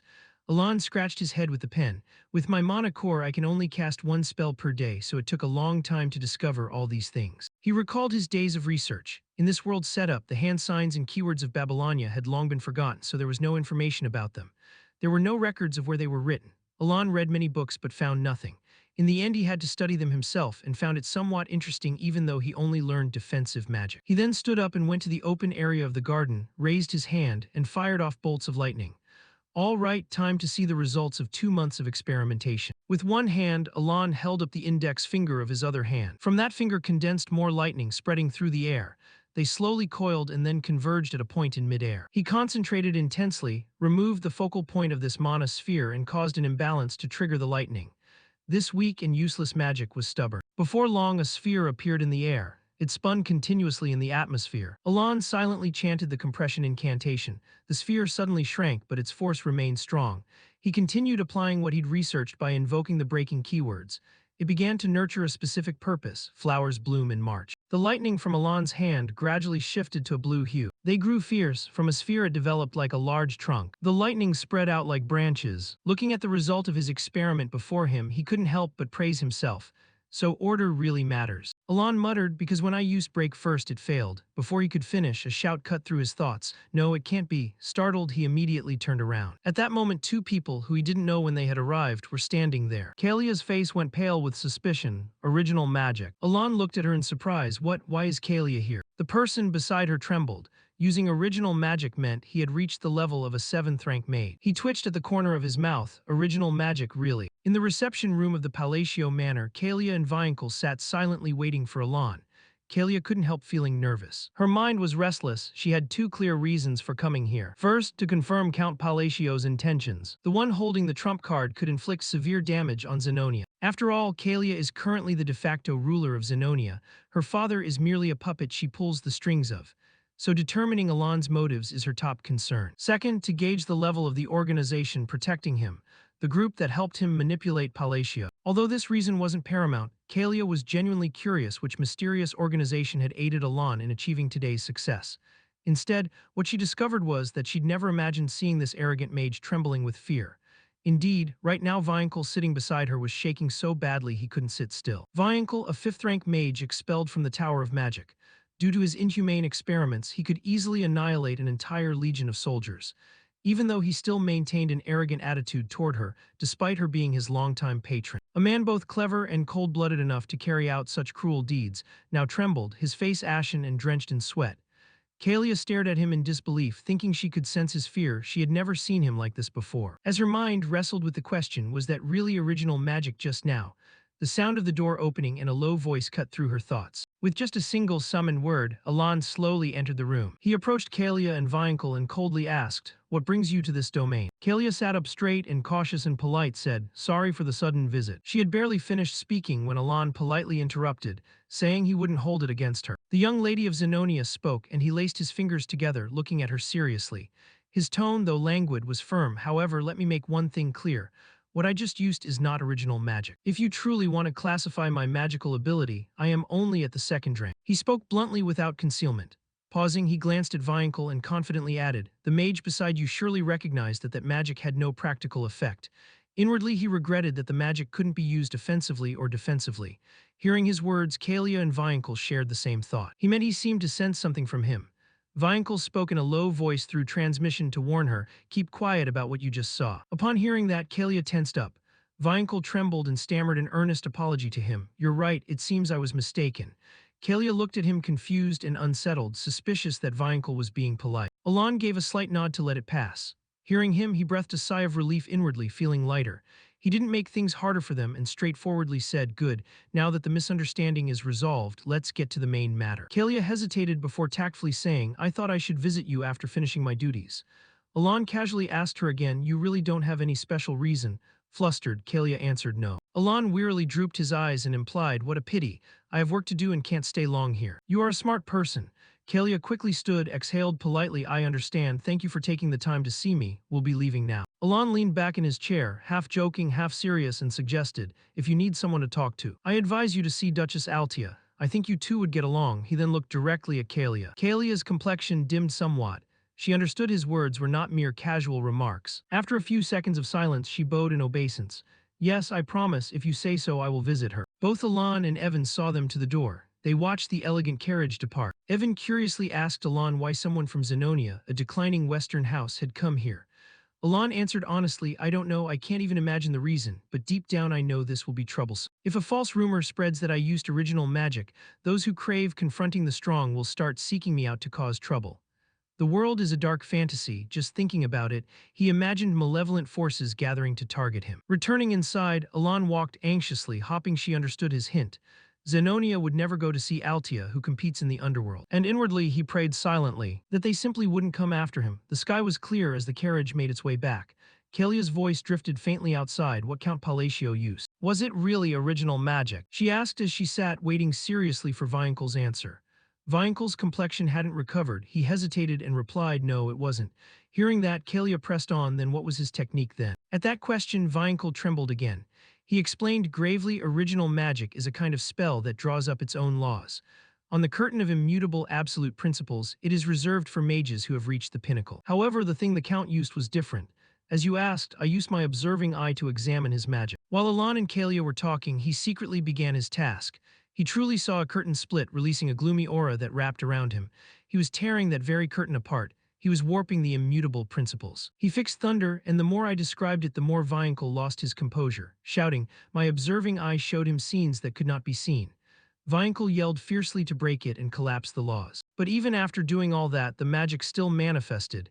He had produced an impossible miracle. Hearing this, Kalia's face darkened. She stared at Viankel in terror. Not stopping there, Viankel continued in a hoarse, deep voice. "But what happened afterward was truly." Ice slabs cracking and a murky red eye really hidden deep within Alon. It was clearly that of a great forgotten god. At the thought, Viankel winced and slumped, arms trembling as he clutched his head, muttering to himself to stop thinking further would be dangerous. As if remembering something, he lifted his face and solemnly warned Kalia, "When I was young I delved so deeply into ancient knowledge that I was praised for research on the magic of a forgotten era. Let me make this clear. Do not oppose the Count's decree." Kalia frowned tightly and bit back a mocking question. "So you mean a commoner like me investigating his intentions is pointless?" Viankel knew that Loria or Kalia were merely pawns toyed with by Elan, but he couldn't state it outright. He simply curtly recommended to her, "I advise you to see Duchess Altia." Though he didn't say it directly, Kalia seemed to vaguely realize she had become his pawn. Months later, about 2 years after the children left the orphanage at Count Palacio's manor, as Evan opened the door to his study, Elan called out Evan. When Evan came before him, Elan, handling papers with one hand, asked about news. "Do you have any new information? If it's about the children, all the better." Evan hesitated and replied, "Not about the children." Then he mentioned it, apparently the Zenonia domain and the Altia Duchy have allied. Hearing this, Elan felt as if struck by lightning. He froze and asked Evan, "What? The two leading forces of the underworld have allied?" Evan nodded. Camduin affirmed it. "Since this is an underworld pact, outsiders wouldn't know, but I'm certain of it." Elan was thrown into turmoil, silently lamenting that he'd set the culprit on a different path, and now he had to face an alliance of two masterminds. Is the Asterial kingdom about to collapse? Thinking that, he wondered doubtfully, could she really have believed him back then? He recalled their previous meeting when he had suggested to Kalia that if she needed someone to talk to, she should see Duchess Altia. He regretted it immediately. Shoving aside the distracting thoughts, Elan reassured himself, no, it's probably just a temporary alliance. With Kalia's cold and proud nature, she would never. Still, Elan continued to ponder, but at least he should make some preparations. Acting on that, he took a sheet of paper and seriously wrote a letter to Kalia. He wrote to Kalia, "Sorry if I seem too blunt and cold, it's because I'm not good with words. I hope this doesn't come across as an excuse." Sunlight streamed through the window pane. After finishing the letter, he handed it to Evan and waved his hand. "This is for you, Evan." Before leaving the room, Evan promised, "I'll deliver this to the domain's young lady through the Mercenaries Guild, and I'll keep an eye on the children." Only Elan remained in the room. He looked at the letters in his hand, wondering anxiously how Raiden and Xiaoling were doing. He hadn't heard from them since Yusha wrote that they'd arrived. Remembering mischievous Xiaoling, he couldn't help but worry and pray she wouldn't starve on the road. Thinking of the letter he'd sent Xiaoling, he quietly believed that if she found the gift he'd described, she'd become the pinnacle of all warriors. As far as he knew, the magic hand is the essence of the Golden Mane tribe. When equipped, it increases critical hit rate by 20%. If the proud culprit had obtained this, she wouldn't have fallen and become a sinner. Instead, she'd become a great Wolfkin warrior. That's what the item description said. Elan's gaze drifted out the window as he nervously wondered whether he'd told the girl the location of the secret treasure he'd intended as an emergency fund. I mean, she's capable enough to earn her own money, so she should be fine, right? That place is the nation of warriors. A land where power can win you the world, the desert nation pristine and full of sand, under a night sky glittering with stars. Deep within a cavern, Xiaoling skipped along the rough dirt path as she walked out. Once outside, she stretched and cried out happily, "Finally, the trial is over." Looking at the magic hand treasure on her wrist, Xiaoling couldn't stop grinning in gratitude. "Great Moon, thank you for this gift." She waved her arms, chuckling and murmuring in awe. She'd thought the Golden Mane tribe's essence was only a legend. But it turned out what her mother told her as a child wasn't just a fairy tale. At that thought, Xiaoling's undefeated gaze looked into the distance. Old memories surfaced. As a child, she and her siblings had huddled around their mother. She had innocently asked, "What's the Golden Mane tribe's essence?" Her mother gently ruffled her small head and in a soft voice said, "Yes, we wolves are descendants of the king of all beastkin, the Golden Mane tribe. The essence of the Golden Mane tribe is a legendary relic passed down for hundreds of years. It grants us strength and authority. Obtaining it is no easy challenge. Only those with sufficient power may possess this precious treasure." And now the truth was that she had won the essence. Xiaoling had to endure rugged travel to reach this relic. It was placed on a precarious rocky outcrop. When she put it on her wrist, a severe pain of life and death intensity racked her body as she overcame all the inner trials. Enduring those two horrors was enough proof that Xiaoling having this relic in her possession now was indisputable. Old memories crowded into Xiaoling's mind. She sincerely thanked the Great Moon, her benefactor who saved her from death in a biological experience. During the darkest time of her life, with scars on her skin and a soul ready to give up, the Great Moon was the light that redeemed Xiaoling's life. He granted her the power to avenge the Black Dragon who had slaughtered her parents. So Xiaoling resolutely swore that she would repay this debt to him. As if sensing her brave resolve, the essence relic in her hand flared with a powerful surge. Xiaoling confidently tested the relic, assuring herself that he surely did not want her to become an ordinary fighter. From now on, speaking of which, Xiaoling paused slightly. Her eyes flashed with a strange light as streams of magic merged into her body. She silently vowed to herself to become the strongest fighter, to revive the Golden Mane tribe by gathering its remaining members, and to kill the Black Dragon with this. Saying that, Xiaoling raised the essence relic on her wrist to the sky. This relic would stand as proof of her solemn promise. The memory closed, and Xiaoling stood motionless in the desert at midnight. Looking up at the bright moon tonight, she looked at it and thought of the great moon. Xiaoling's voice drifted gently on the cool breeze. It's all for him, let's begin. After speaking, Xiaoling let out a loud laugh, and then skipped forward. Now in the silent night of the lonely colony, only the firm footsteps of Xiaoling moved forward. The image seemed to herald the future rebirth of great kings of the Golden Mane Beastkin under the blue moon after 500 years. Alon was intently reading the document when Evan suddenly spoke. "Oh right," he said, wiping his sword with a guilty air, "the Intelligence Guild has obtained information about the children. I meant to tell you at the training ground but forgot." Alon, not angry and remaining calm, asked, "All right, what's the news?" Evan reported that Xiaoling was doing very well at the settlement. She even had the nickname Golden Lightning. Alon frowned slightly. The name Golden Lightning felt familiar. "In any case, he's glad to hear she's okay." He nodded. "Indeed, in that land, as long as you have strength, you can do anything." He continued, "What about Raiden? I haven't heard from him since he said he was apprenticing in Raxus." Evan expressed that there was some information about him, but it's still being verified. Alon fell silent. "Is that so? Ah, and one more thing, Evan." He shot a suspicious look. "Aren't you very busy?" Evan looked nervous and stammered, "Why are you suddenly looking at me like that? I've done everything you asked." Alon instructed, "You must prepare. It takes at least a month to reach the Tower of Magic." He sprang up in alarm. "What? The Tower of Magic? You never mentioned it to me." Alon rubbed his chin in surprise. "I didn't say." Evan sighed. "Well, I'm used to it." He couldn't help but be skeptical, but it only takes about a week to reach the 6 magic towers. Alon answered, "We're going to the Azure Academy of Magic." Hearing that, Evan nodded. "I see, that's near the Labyrinth City, so it's quite far." Finally, he stood up and left the room. "I'll start preparing immediately." Alon nodded subtly in agreement. After Evan left, he immediately leaned back in his chair and sighed. Another month on a carriage, just the thought tired him. But what could he do? The item that could support his small precious mana core was there. Thinking this, Alon turned, propping his chin. The Labyrinth City, it brought back memories. When he used to play games, he had spent a lot of time grinding levels there. He closed his eyes and reminisced. The labyrinth sits at the city's center. It's a special leveling map. Players can obtain higher quality items by leveling up and pushing deeper inside. However, though countless players have entered the labyrinth, no one has ever reached the final point. Back then, Alon had to use a cheat just to reach floor 150. He couldn't help cursing. The developers must be insane. There's still more below. Why add more floors when no one can get down there just to watch us suffer? Is there any good loot on floor 150? However, like in the game, achievements and relics continued to be discovered there. Thus, the profession of magical appraiser officially became so common that it guaranteed a wealthy life. Suddenly, Alon remembered Rhine. She had said she would soon take the appraiser exam.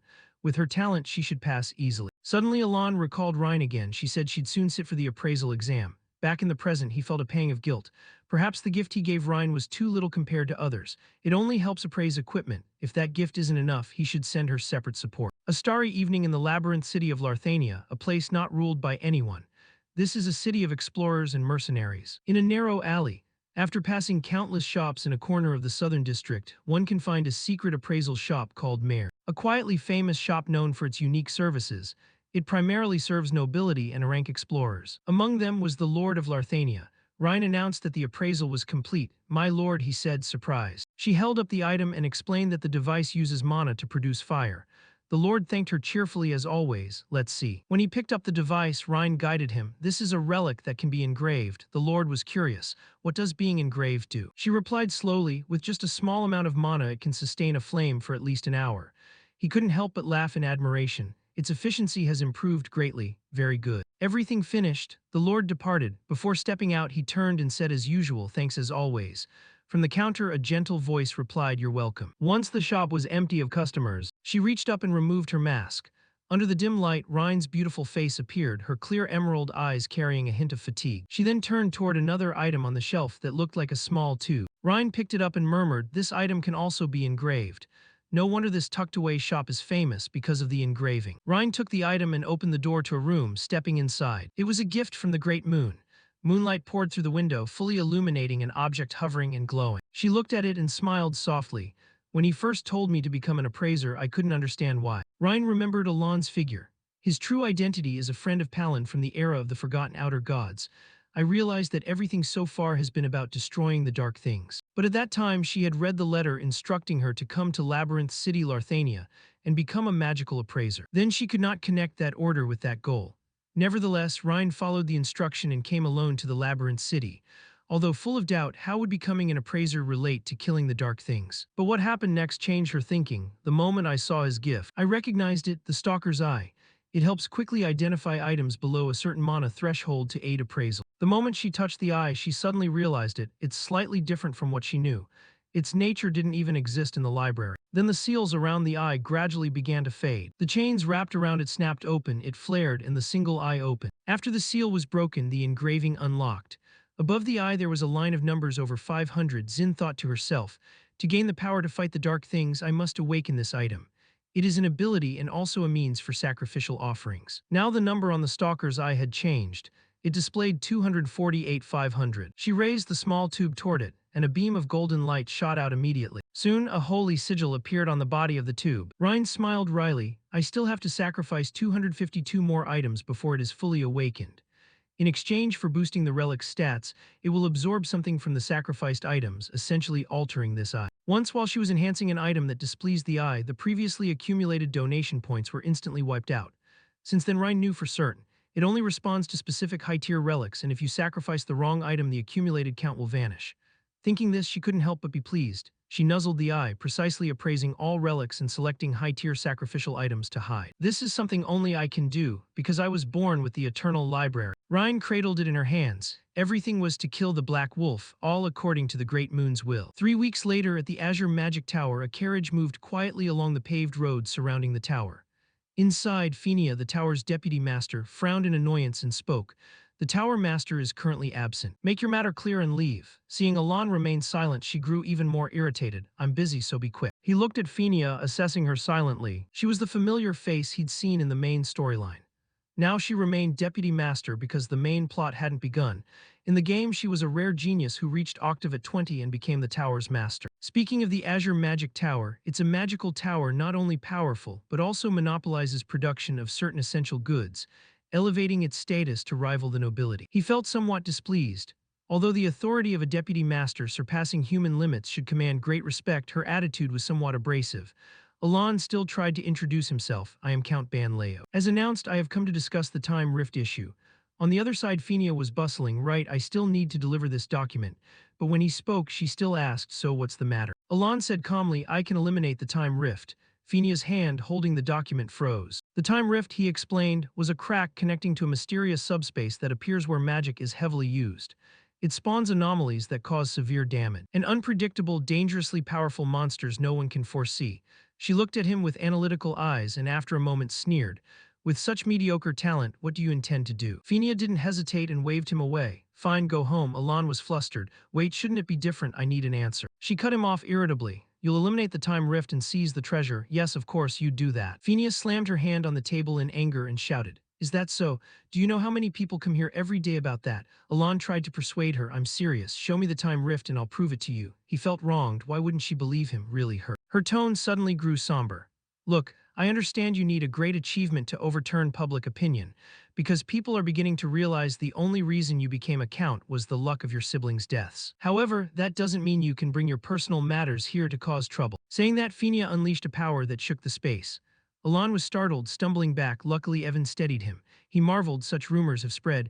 It must be because I've kept too low a profile, even if it's true. She seemed like a work-obsessed type, but astonishingly well-informed about outside news. Phinia's gaze now seemed to emit sparks, filled with extreme anger. Alon involuntarily shuddered. She's terrifying, no joke. She showed me my place when I was a bit annoyed. Evan leaned in and whispered to him that was only her mana. I believe we'd be snapped in two if we dared provoke her. Alon calmly regained his resolve, though he was pretty desperate, so he stepped forward to negotiate. If I can't erase the time rift, I'll donate all my assets to the magic tower. Phinia still didn't believe him, continuing with some nonsense. I see. Alon's gaze was full of determination. If you wish, I will swear an oath. This isn't a bad offer for a little of your time, don't you think so? She hesitated for a moment upon hearing that, a flicker of indecision in her eyes. After a while, Phinia led him to a door. The time rift is in there as promised. All your assets will be mine the moment you fail. Alon was confident that won't happen. She leaned her head against the door and looked at him, thinking to herself that this is perfect timing. She wondered whether he was the mastermind of the domain or just a lucky, useless man. After listening to him for a while, I believe he's more the latter. Phinia sneered slightly and appraised him. Unlike the inhuman aura around him, he only had a small mana core and slightly above-average energy perception. His talent barely touched the second rank. What can he do with so little? Pathetic. In fact, the truth is there really was no need to close this rift. In 3 months, it would naturally vanish after releasing a relic. The research would end there, and no single mage capable of closing the time rift would appear. However, the time rift at the Azure Magic Tower had continued to cause chaos for over 2 years. At this moment, Alon slowly approached the cracking time rift. Phinia shrugged warningly, "If you can't do anything, just leave the room." He ignored her words and began to interlace his fingers into a seal. She frowned suspiciously. "Do you intend to use your hands as a conduit instead of a staff? Even the ancient spellbooks categorize methods. That's a primitive technique. It's a method almost only found in fairy tales." Phinia, unable to hide her contempt, wanted to stop him. "For God's sake, stop imitating and leave." Alon disregarded her and began chanting. Suddenly, the surroundings went pitch black. She turned pale, cold sweat trickling down her nose. "I can't move. No, everything has stopped moving." Phinia quickly channeled mana na into her eyes, trying to observe the surroundings. In front of her, a gigantic crimson eye was tightly shut. Then, in an instant, that eye opened. The pupil was deep red, as if gouging into Phinia's soul. She focused on observing the mysterious concentric circles and fell into contemplation, something unknown. Seeing through its nature, it was simple. This must not be allowed to happen. Phinia raised her hand to touch something, then stopped the thought. "Cut them off. What is understood must never be acknowledged. Cut off your thoughts, really." The red eye continued to stare. After a moment, a giant hand gently approached Phinia, prompting a fleeting thought. An absolute command. She widened her eyes. Her face was now beaded with sweat from fear. "I understand the command." The eye contracted and then shut completely, leaving Phinia greatly unsettled as she looked up. She stood frozen, not knowing what to do next. Suddenly, Alon spoke, making Phinia jump. "The rift has closed." As soon as he finished speaking, he held an item in his hand and mused to himself that it was as easy as turning his palm. "All I need is the right artifact and method." Then Alon said, "I'll take the relic that Sharon vomited up." He looked at Phinia and pondered. "I need to use it a few more times, so I used a convincing charm. Will she believe it?" Phinia's face was terrified as she stammered, "Yes, I won't tell anyone." Alon sighed in disappointment, thinking her expression meant his ruse had failed. He stepped toward Phinia. I'm grateful, but it's unnecessary." Phinia recoiled in fear, stumbling back and loudly replied, "Yes, I will keep absolute secrecy. I won't tell anyone." Terrified, she kept retreating and shouted, "I can keep a secret. Really, I'm serious." Alon still didn't understand, puzzled. Why is she acting like this all of a sudden? He turned away and called to Evan, "Let's go home." Before they could leave, Alon glanced back at the call and heard, "Please wait a moment." Phinia immediately opened a box and held it out to him. "This is a mana recovery potion I made myself. Please take it." Alon picked up a vial and inspected it. A potion personally made by the Deputy Tower Master, and it's a superior grade. Phinia asked, "Do you like it?" Alon froze, thinking these 2 vials are worth as much as several low-grade ones combined. I checked the price and nearly choked. Then Alon wondered, is she grateful enough about me closing the rift? Phinia looked flustered and pale. "That was at the Count's request. I will absolutely remain silent. Seriously." Suddenly she spoke whimsically. "Of course, a binding oath. Should I make a binding oath?" Alon was exasperated. Does something so trivial need an oath? After a moment he said, "Wait a second," then thought to himself that she seemed to be misunderstanding something. Suddenly many chains fell from above onto the spot where they stood, swiftly wrapping tightly around them. Phinia cried out, "See, I keep my promises very well." Alon wearily turned and replied, "I understand." He then thought gloomily that she showed no sign of clearing up the misunderstanding.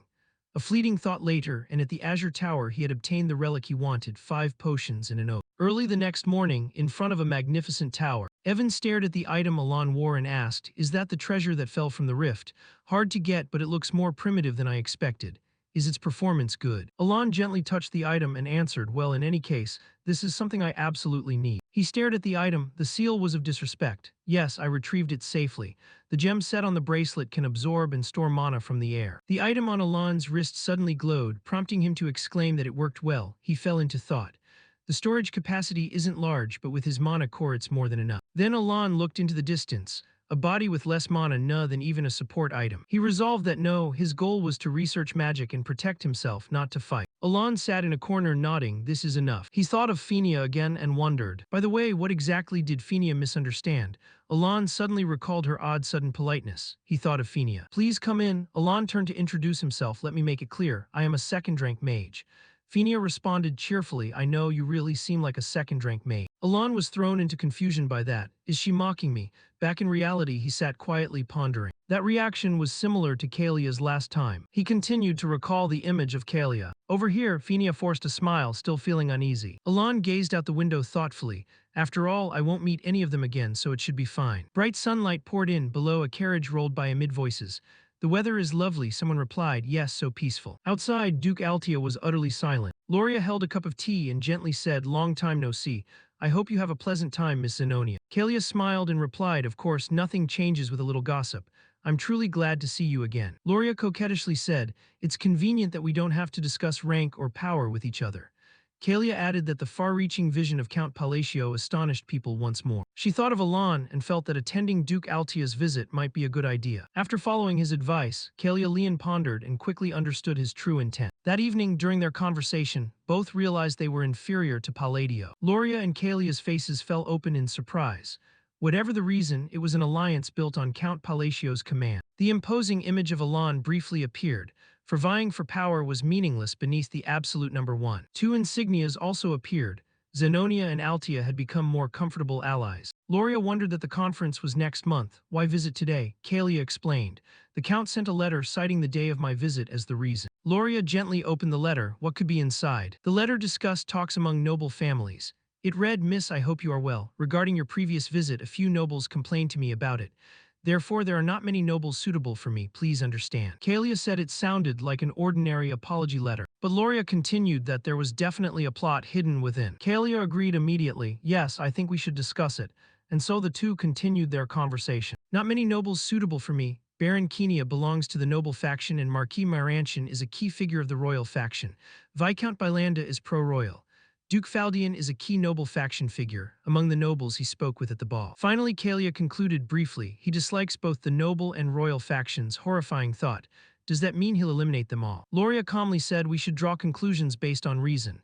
Kalia quickly replied, I agree. Loria slowly said, then she emphasized that he wants to remove the current nobles. When they realized the truth, both turned pale with fear. Loria stared and said, that's the implication. Kalia, frightened, added that he would create a new regime. Loria resentfully looked up at the sky. This is why Altia needs his reputation and was titled Duke. The atmosphere grew awkward. If the Western overlord stood beside him, Kalia would certainly resist. It seemed that way. The two said, let's discuss a plan, shall we? Meanwhile, at the Azure Tower, a voice rang out, Count Palacio, do you mean he's like the Rift? Fenia, exhausted, lay face down on the table. Yes, the curious tower master said, tell me the details. She looked up and sighed. And thus the pieces of the puzzle were formed randomly, moved chaotically, and snapped into place. Over here, Evan asked anxiously, are you all right? Elan put a hand to his mouth and replied, I suddenly choked on a sweet potato. He still spoke calmly but sounded hoarse. Evan brought him some water and offered, here, water. Elan took it and thanked him. He wore a melancholy, dejected expression. I want to go home so badly. Then he thought that Yusha's letter should arrive soon. The sky grew dim. Under a statue of a goddess, Yusha stood motionless. Then she gently smiled with a shy face. Cut to the Azure Tower. At that moment, someone's voice rang out, Oh, Penia, my dear disciple, I've returned. He had just returned and glanced around. Strange, I can no longer sense the presence of the time rift. This man was the master of the Azure Tower, Archmage Sevenring Sele Micardo. Seeing her like that, he wondered if something had happened while he was away. Across from him, Fenia answered in a small, submissive voice, Tower Master, you're finally back. I've completed all the tasks you assigned. Seeing her demeanor, the Tower Master was a little surprised. Fenia, what's the matter? Selim asked gently, but Fenia didn't even bother to answer. This made him ponder. She hadn't thrown a tantrum at him as usual. What on earth had happened? Because Fenia had long since taken the Vice Tower Master position thanks to innate talent from childhood. Her ego and arrogance had reached the sky. She had probably just made some rookie burst into tears again. Still, he never intended to discipline that trait. Her passion for magic was pure. Once she reached the seventh ring, she'd realize how insignificant her past achievements were and would naturally rein herself in. That's why her current demeanor seemed so strange. Selim stepped forward to console her.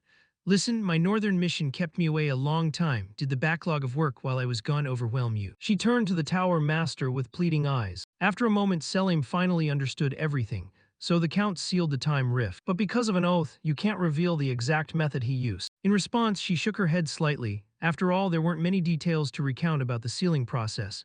That was all she could present. For some reason, her sorrowful appearance seemed to amuse Selim a little. Could the thing that humbled Fenia be an inexplicable kind of magic? Or more precisely, was it primal magic? The girl was so frightened she didn't even resist when he touched her. Count Palatino of the Kingdom of Asteria, how fascinating. This is someone I should pay attention to. Time quickly passed. The scene shifted to the protagonist's location. It had been a month since leaving the Azure Tower. After taking the relic from the irreverent one, I began to study the sigils seriously, since my daily magic usage limit had increased. Important note, the rules for operating sigils in magic break if the following criteria aren't met. Don't use irrational spells, don't repeat the same element, and use no more than 4 types of magic. Combining similar phrases can create resonance. New findings suggest a sigil must be arranged scientifically. I guessed this and thus grasped a new operating law of polymorphic sigils.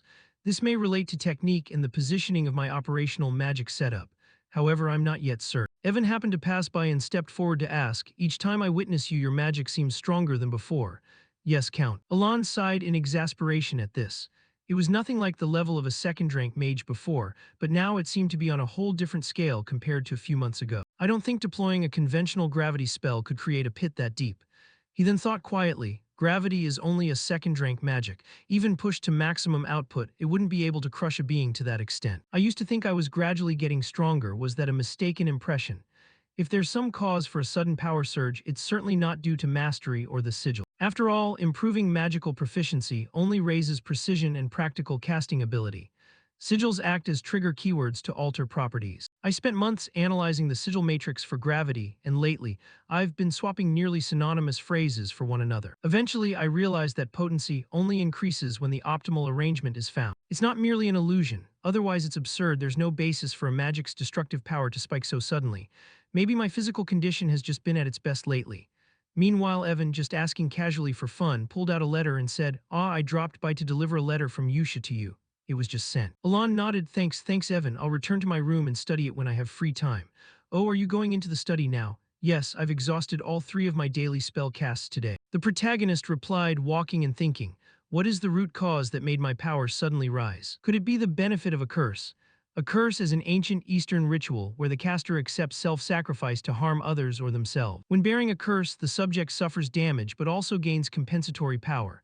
But there's no one here versed in Eastern esoterica, so that possibility is out.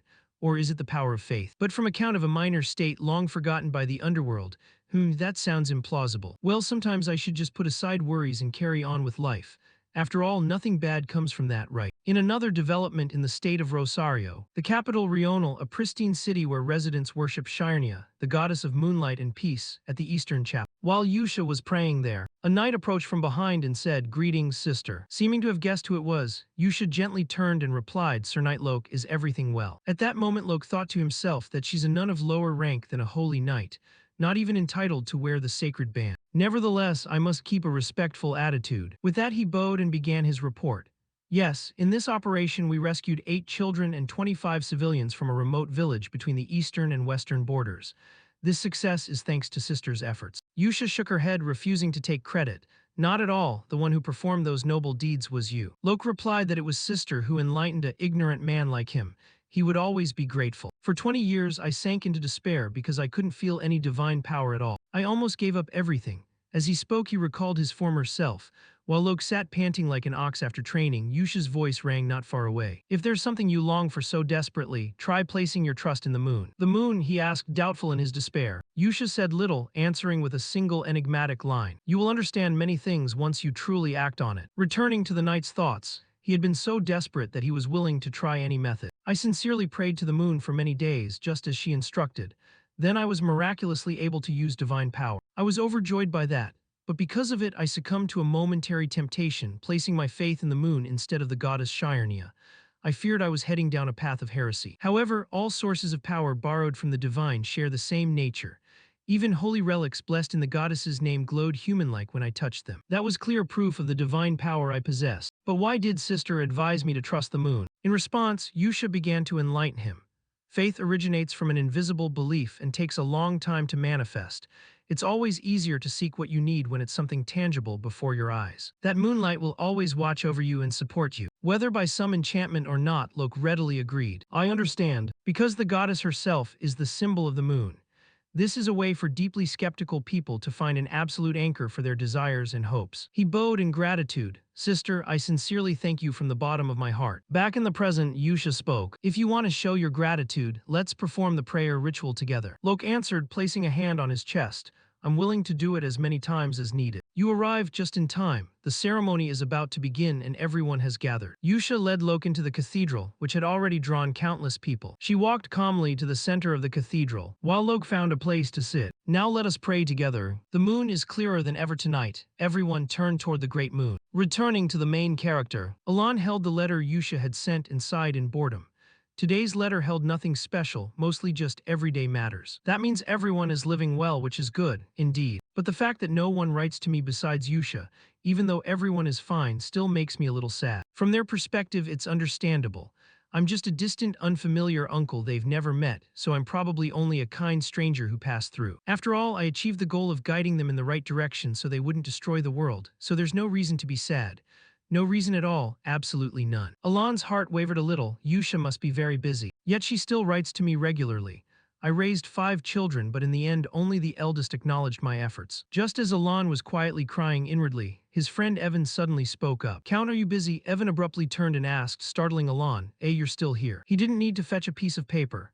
Instead he said, yes, I just received some news about the children from the Information Guild, so I wanted to report to you immediately. About Raiden, the one you asked about last time. He's become a pirate now." This news really covered the protagonist in question marks. A few seconds later he stammered, "Can you explain further?" So the two of them went out to sit at a tea table. The bodyguard Evan began recounting the information he had gathered. First, the most talked about person is Xiaoring. And Xiaoring has achieved a 32-win streak out of 100 matches. This is the required condition for her to become Baba Yaga. Hearing that, Alan suddenly blinked and asked again. A 32-win streak. Wait, the fighter with the longest streak is. Before he could finish, Evan nodded. The Lion King with a 41-win streak. At this point, Alan couldn't help but feel impressed. The Lion King is an overwhelmingly strong figure who briefly joined a player party. This colony relies on many powerful individuals to display its military strength. And is she about to surpass the colony's top figure? Unaware of his thoughts, Evan continued reporting. As for Deus, his cult executed one of the 8 chieftains of the barbarian tribes in the snow region. The leader of those who transform into monsters through rituals. You know them, right? For the protagonist, of course he wouldn't miss that storyline. He thought to himself, I know them very well. Back in the game, I had to fight the barbarian tribe and destroy their god, Ultultus. Luckily, I don't have to face them now, because Ultultus only appears when the 5 great sins assemble, an incredibly hard encounter. Thinking that, Alan remained calm. Well then, it seems I don't need to worry about Deus anymore. Evan chimed in happily.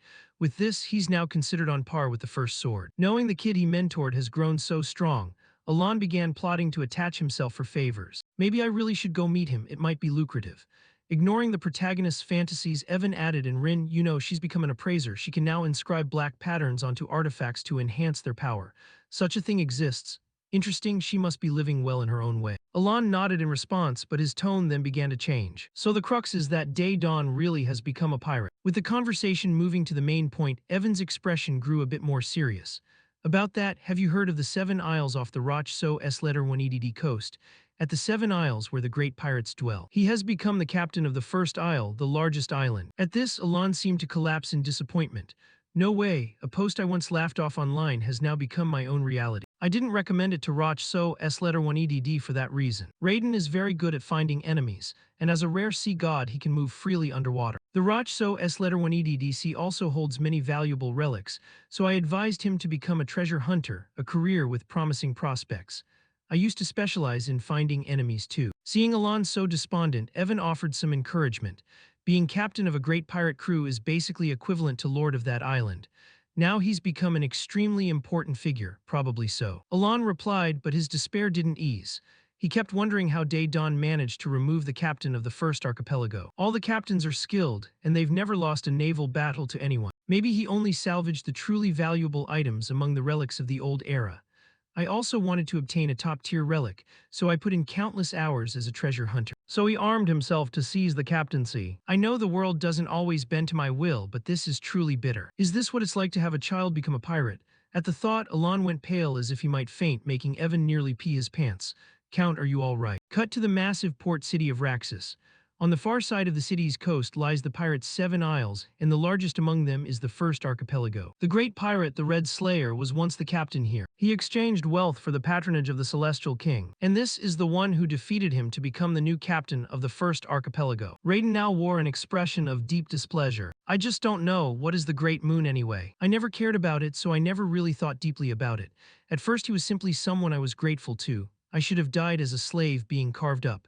But because of him, I met Yusha and awakened my power. Honestly, I felt like I was following Yusha's orders while serving as lamb and guide. So when I received a direct order from the Great Moon, I truly couldn't understand it. What does becoming a treasure hunter even mean? It even fills me with disgust. I must begin my revenge as soon as possible. Those black things, they massacred an entire tribe. We were living peacefully on an island nobody even knew about. On the continent we were lucky enough to escape to. Those damned hunters killed my parents when they were exhausted and sold me off like a slave. I don't think becoming a treasure hunter and that gift have anything to do with my vow of vengeance. The day Dawn first stepped here, it seems I at least had to pretend to follow orders. Why is it so noisy over there? Raiden paid attention to a nearby ship. Wanted posters were now appearing on the board behind it. He immediately probed with his power. Those who ruined everything for Raiden were all here. A scar-faced man sneered, saying, "Only the chosen great pirates can receive the Celestial King's protection through wealth. The selected captains of the Seven Isles are eternal." At this, Dawn could no longer contain his killing intent. "I've found the bastards who killed my parents. So they've finally seized power, have they? That Celestial King is deliberately spreading lies, saying that only through a sacred ritual using parts from the sea god's body can one receive the power granted by the sea god Ko-Lai. And every captain of the Seven Isles once wielded that power. They're celebrating, unaware that disaster is coming. Those cursed hunters tore my parents' bodies to pieces." Raiden's fury erupted. On the night of the fireworks, Raiden stood high on the gloomy ship watching the scene. Waves crashed continuously as he gloomily wondered to himself, how could he have known? Raiden muttered, "Even though I never told him before." He looked at the beautiful ship out there and marveled inwardly, as if the Great Moon were fulfilling a promise, and had even arranged the chance for revenge at this perfect moment. Raiden clenched his hands, trembling, thinking, but with our strength, we probably can't fight them right now. He recalled those people, since they were the ones who possessed the power of the sea god. At that memory, Raiden suddenly paused to consider that if it had all been planned from the start. Raiden raised his pendant and murmured, "Then this gift must have its reason too." Raiden held the pendant up high under the moon and around the ship. The Great Moon had already arranged everything. He grasped the chain with both hands reverently. Raiden always understood that the board and the groundwork for revenge had been laid out. Then the young man, eyes full of resentment, placed the pendant on his forehead, his resolve kindling high. The next day the sea shimmered green with waves. The small islands were lush with trees and tall rows of palm. A youth's feet ran swiftly across the islet's grass. Raiden leapt straight down from above toward the sea without hesitation, his whole body falling into the surrounding waters. Amid the waves and clear spray, the young man saw the familiar pendant. Raiden's eyes suddenly lit up when he saw it. The pendant fit perfectly around the youth's neck, the gift from the Great Moon, that amber lens. Raiden recalled that the amber lens helped him easily find relics lying deeper on the sea floor, and some relics found there would be enough to make up the power he still lacked. Raiden swam down, diving deeper toward the treasure on the seabed. That day, as dusk fell over the sea, Raiden had hung the items he found under the sea around his neck. Walking, Raiden muttered, "Was it only a thank you? I'm such a fool." Raiden hugged the Yang treasure and looked up. The Great Moon had kept its promise. He reflected on the events that had passed, not only bringing the target of revenge before me, but also granting me the power to carry it out. Raiden murmured, "The mission in that letter is finally fully understood. What was your true intention?" Raiden brushed his hair back proudly, recalling that your aim was to carry out revenge and annex the Seven Islands. Elsewhere, Yusha sat and spoke idly. "Am I right? So don't forget all of that, O great one of Raiden's place." He continued the sentence. Was the Great Moon truly that great a statement? What once seemed meaningless gradually became a light of faith. Raiden hummed to himself. Everything was etched deeply in his heart because of the Great Moon's greatness. Raiden stood on the shore holding the Yang treasure. The moon gradually sank below the horizon. 3 months later, the oppressive heat began to ease and autumn arrived, bringing the Asteria festival held every 2 years. Alon Palacio sat in the carriage, pondering himself, while I was dragged along involuntarily. He asked if the companions were required to attend every 4 years. It's really annoying. Carriages followed one after another, speeding forward. Even sitting opposite, answered Alon Palacio. According to the schedule, the Crowd and Edorn family carriages have already arrived to muster. He nodded. Oh, is that so? Alon Palacio thought to himself that having to travel in a large convoy for fear of bandits was such a hassle. What a strange custom, truly bothersome. Time passed quickly and the day was nearly over. Alon Palacio sat in the inn holding a mug of beer. But not until the evening did he realize that 2 troublesome nobles had come running over to babble at him. Lord Count Palacio, having only 1 guard escort seems a bit much, doesn't it? Maybe your coffers ran dry after you accidentally gained the title. Alon Palacio watched this scene with dismay. The problem isn't bandits, it's these nobles. He took a plate to cover his helpless face. Mocking each other sure feels good for them. Go gossip behind someone else's back and be done with it. Actually, this wasn't unfamiliar to Alon Palacio. He had been a legendary bastard whose power once dominated the entire eastern underworld, built on piles of loot from that realm. Alon Palacio recalled his own background, but having been content with his current life, he'd hung up his sword and was living comfortably now. What's the difficulty? No more getting involved in the dangerous underworld. Alon Palacio regarded the scheming nobles like hunting dogs. Because of that, the eastern underworld had turned into a mine for these petty shrimp to fight over. In the rumor that I became count not by merit but by luck. Alon Palacio tilted his head, thinking it had nearly become true. Baseless gossip about puppet backers for the Count's family had settled down and been reduced to calling him a lucky bastard. He knew it well. Those two nobles came over to prattle in front of him. How pathetic. Their purses must be empty, right? Sobs if you just say the word. I'm always willing to hand out charity. Alon Palacio wondered helplessly, surprised they dared mock him so openly. Grow up and stop acting like children, these lunatics. Alon Palacio looked at the two nobles with some curiosity, but thought they'd clearly crossed the line. But at that moment an idea suddenly occurred to him. Ah, this is Palacio House Victims' Day. What? Ah, this is the festival of the Palacio family's victims. Alon Palacio recalled those ranks, Palacio, Crailed, Edorn, those who had once been commanded by Palacio like walking coin purses. And looking at the reality now, they were venting all the frustrations they'd once endured. They were frantically unleashing their anger out of control. Alon Palacio sat there helplessly wondering, was he really the one who had drunk and started this with them from the beginning? Alon Palacio continued to sit there, sighing and enduring it, feeling like he was facing a bunch of provocateurs who just loved to taunt, probably a total blocker. At that moment even came out surprised. Oh, still not done provoking, admirable effort. He shook his head and ignored them. The best approach was to ignore and live. Even where have you been? He replied in astonishment. Oh, they're handing these out in the kitchen. Even held out what he was carrying and said, it's roasted corn. Alon Palacio exclaimed, oh, that looks tasty. He sat there nibbling roasted corn beside Even, thinking to himself that this humble food was his favorite, especially on a cold night like this, just perfect. Thinking back, the vast underworld army of old probably couldn't be sustained and was disbanded, huh? The carriages don't seem well maintained either, but oh well, forget it. He looked back at the two nobles, sounds like they're shaking hands, huh, planning to form an alliance. Alon Palacio and Even sat enjoying the roasted corn, praising it, delicious.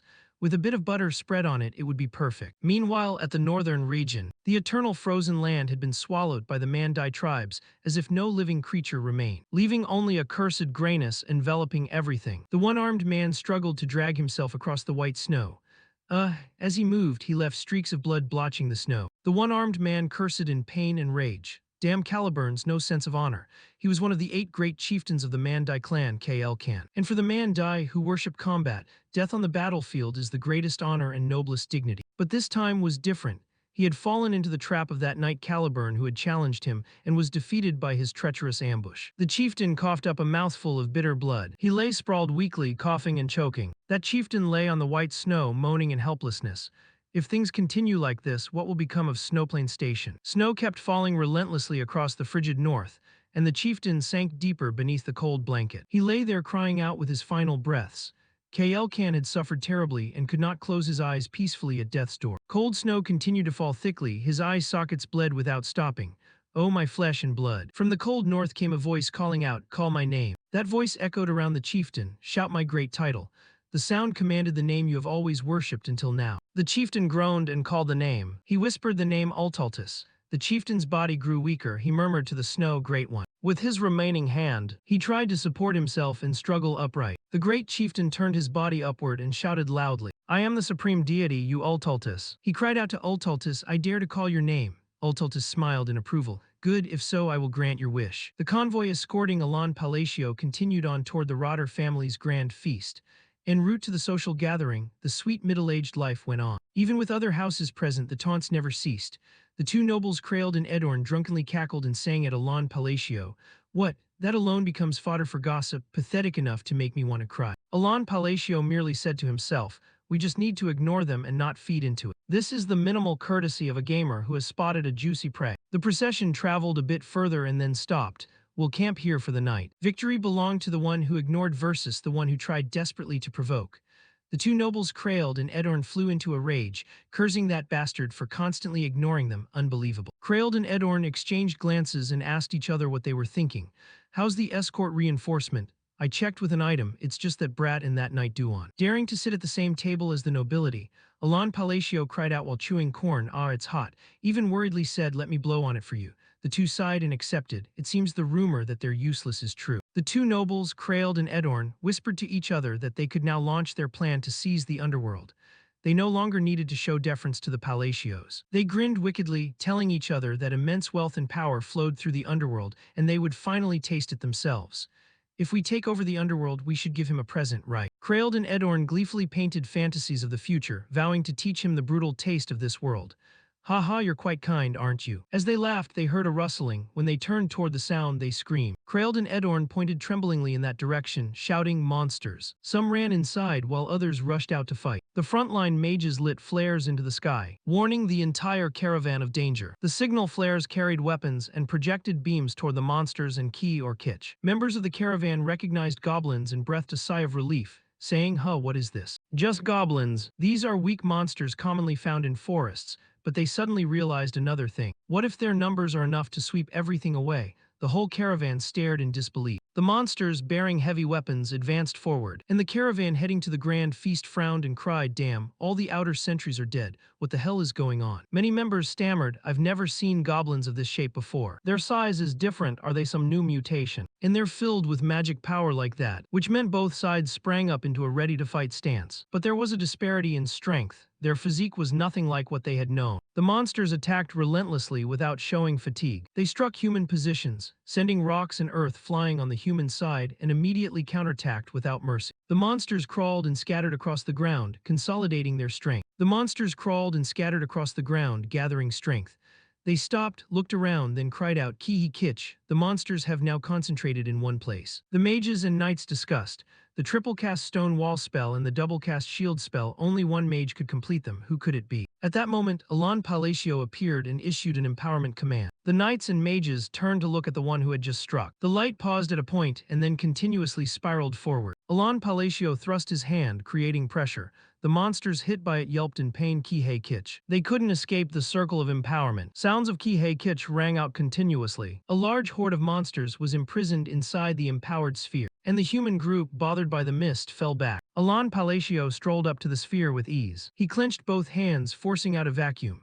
A high-intensity light erupted between Alon Palacio's palms. Earth, rock, and blocks of light began to explode and fall everywhere. Alon Palacio spoke another primal command. The ring on Alon Palacio's arm glowed in steps like a bar of representative power. The empowered sphere then burst apart, and the monsters were scattered. Alon Palacio remained calmly standing there, watching everything. The two nobles, Kraeld and Edorn, gaped in disbelief at the scene. The mages and knights were likewise stunned and incredulous. Alon Palacio turned and reminded everyone, "Don't just stand there, prepare to move." Everyone quickly regained their composure and readied themselves to fight the approaching monsters. People and monsters charged at each other. Alon Palacio swung his hand to support the group of mages. Countless slashes from his hand were sent toward the monsters. Those slashes were precise and didn't harm humans. Even fighting turned to look in awe. Time continued to pass, and the brave humans kept fighting without retreat. Neither side stopped until dawn. When it grew quiet, those who had hidden in safety ran out joyfully, shouting, "It's over, it's over." The mages and knights panted, tired but relieved and proud. All eyes turned toward Alon Palacio, everyone thinking about that person. Seeing Alon Palacio in armor, everyone wondered who he really was. But no one knew his face had gone pale. He had nearly died. Trouble had nearly found him. Alon Palacio glanced at the special ring on his hand. Although his daily spell uses had increased, it was still only 3 or 4 times. In battle, he was just an ordinary man with a meager mana core. Even ran over and asked, "Count, are you hurt anywhere?" Alon Palacio nodded, I'm fine." He still looked pale and thought to himself, even here. Losing the ability to defend oneself is truly terrifying. Even asked, puzzled, "Are you really okay?" He replied, "I'm fine." Alon Palacio thought that at first he had been so irritated he considered going alone, but he was lucky he chose to travel with the nobles. But this crystallization stone is the bigger problem. How did it appear? Spirit crystallization is a strange phenomenon that occurs when an evil god is about to descend, causing affected monsters to grow more ferocious and their bodies to become stronger. Alon Palacio moved and pondered, how could this happen? It shouldn't be like this. He was still puzzled by several things. Clearly, this should only occur when the 5 great sins are born. Have the world's rules collapsed so much that those evil gods can appear? And this signaled that before long they would descend upon this land. Alon Palacio despaired and held his head. The youngsters haven't awakened the power of the 5 great sins yet. Why? What on earth is happening? That day, Alon Palacio set aside everything and decided that upon arrival he must immediately gather information first. He glanced back to observe. If this situation continued, sooner or later our heads would be off our shoulders. The two nobles behind still hadn't recovered, clutching their heads pale and speechless. The next day, the Rodiger Alan Palacio household arrived, weary from the long journey. He groaned in exhaustion. They had finally reached their destination. Because the whole party had run into one trouble after another, the veil of the grand social banquet had been lifted. Even sat behind him rubbing Alan Palacio's shoulders and neck. He complained that he wanted to go home and sleep deeply. The grand social banquet inside gathered countless nobles, all elegant and refined, but it was merely a painted facade. Alan Palacio looked around, assessing the Lauder family's feast.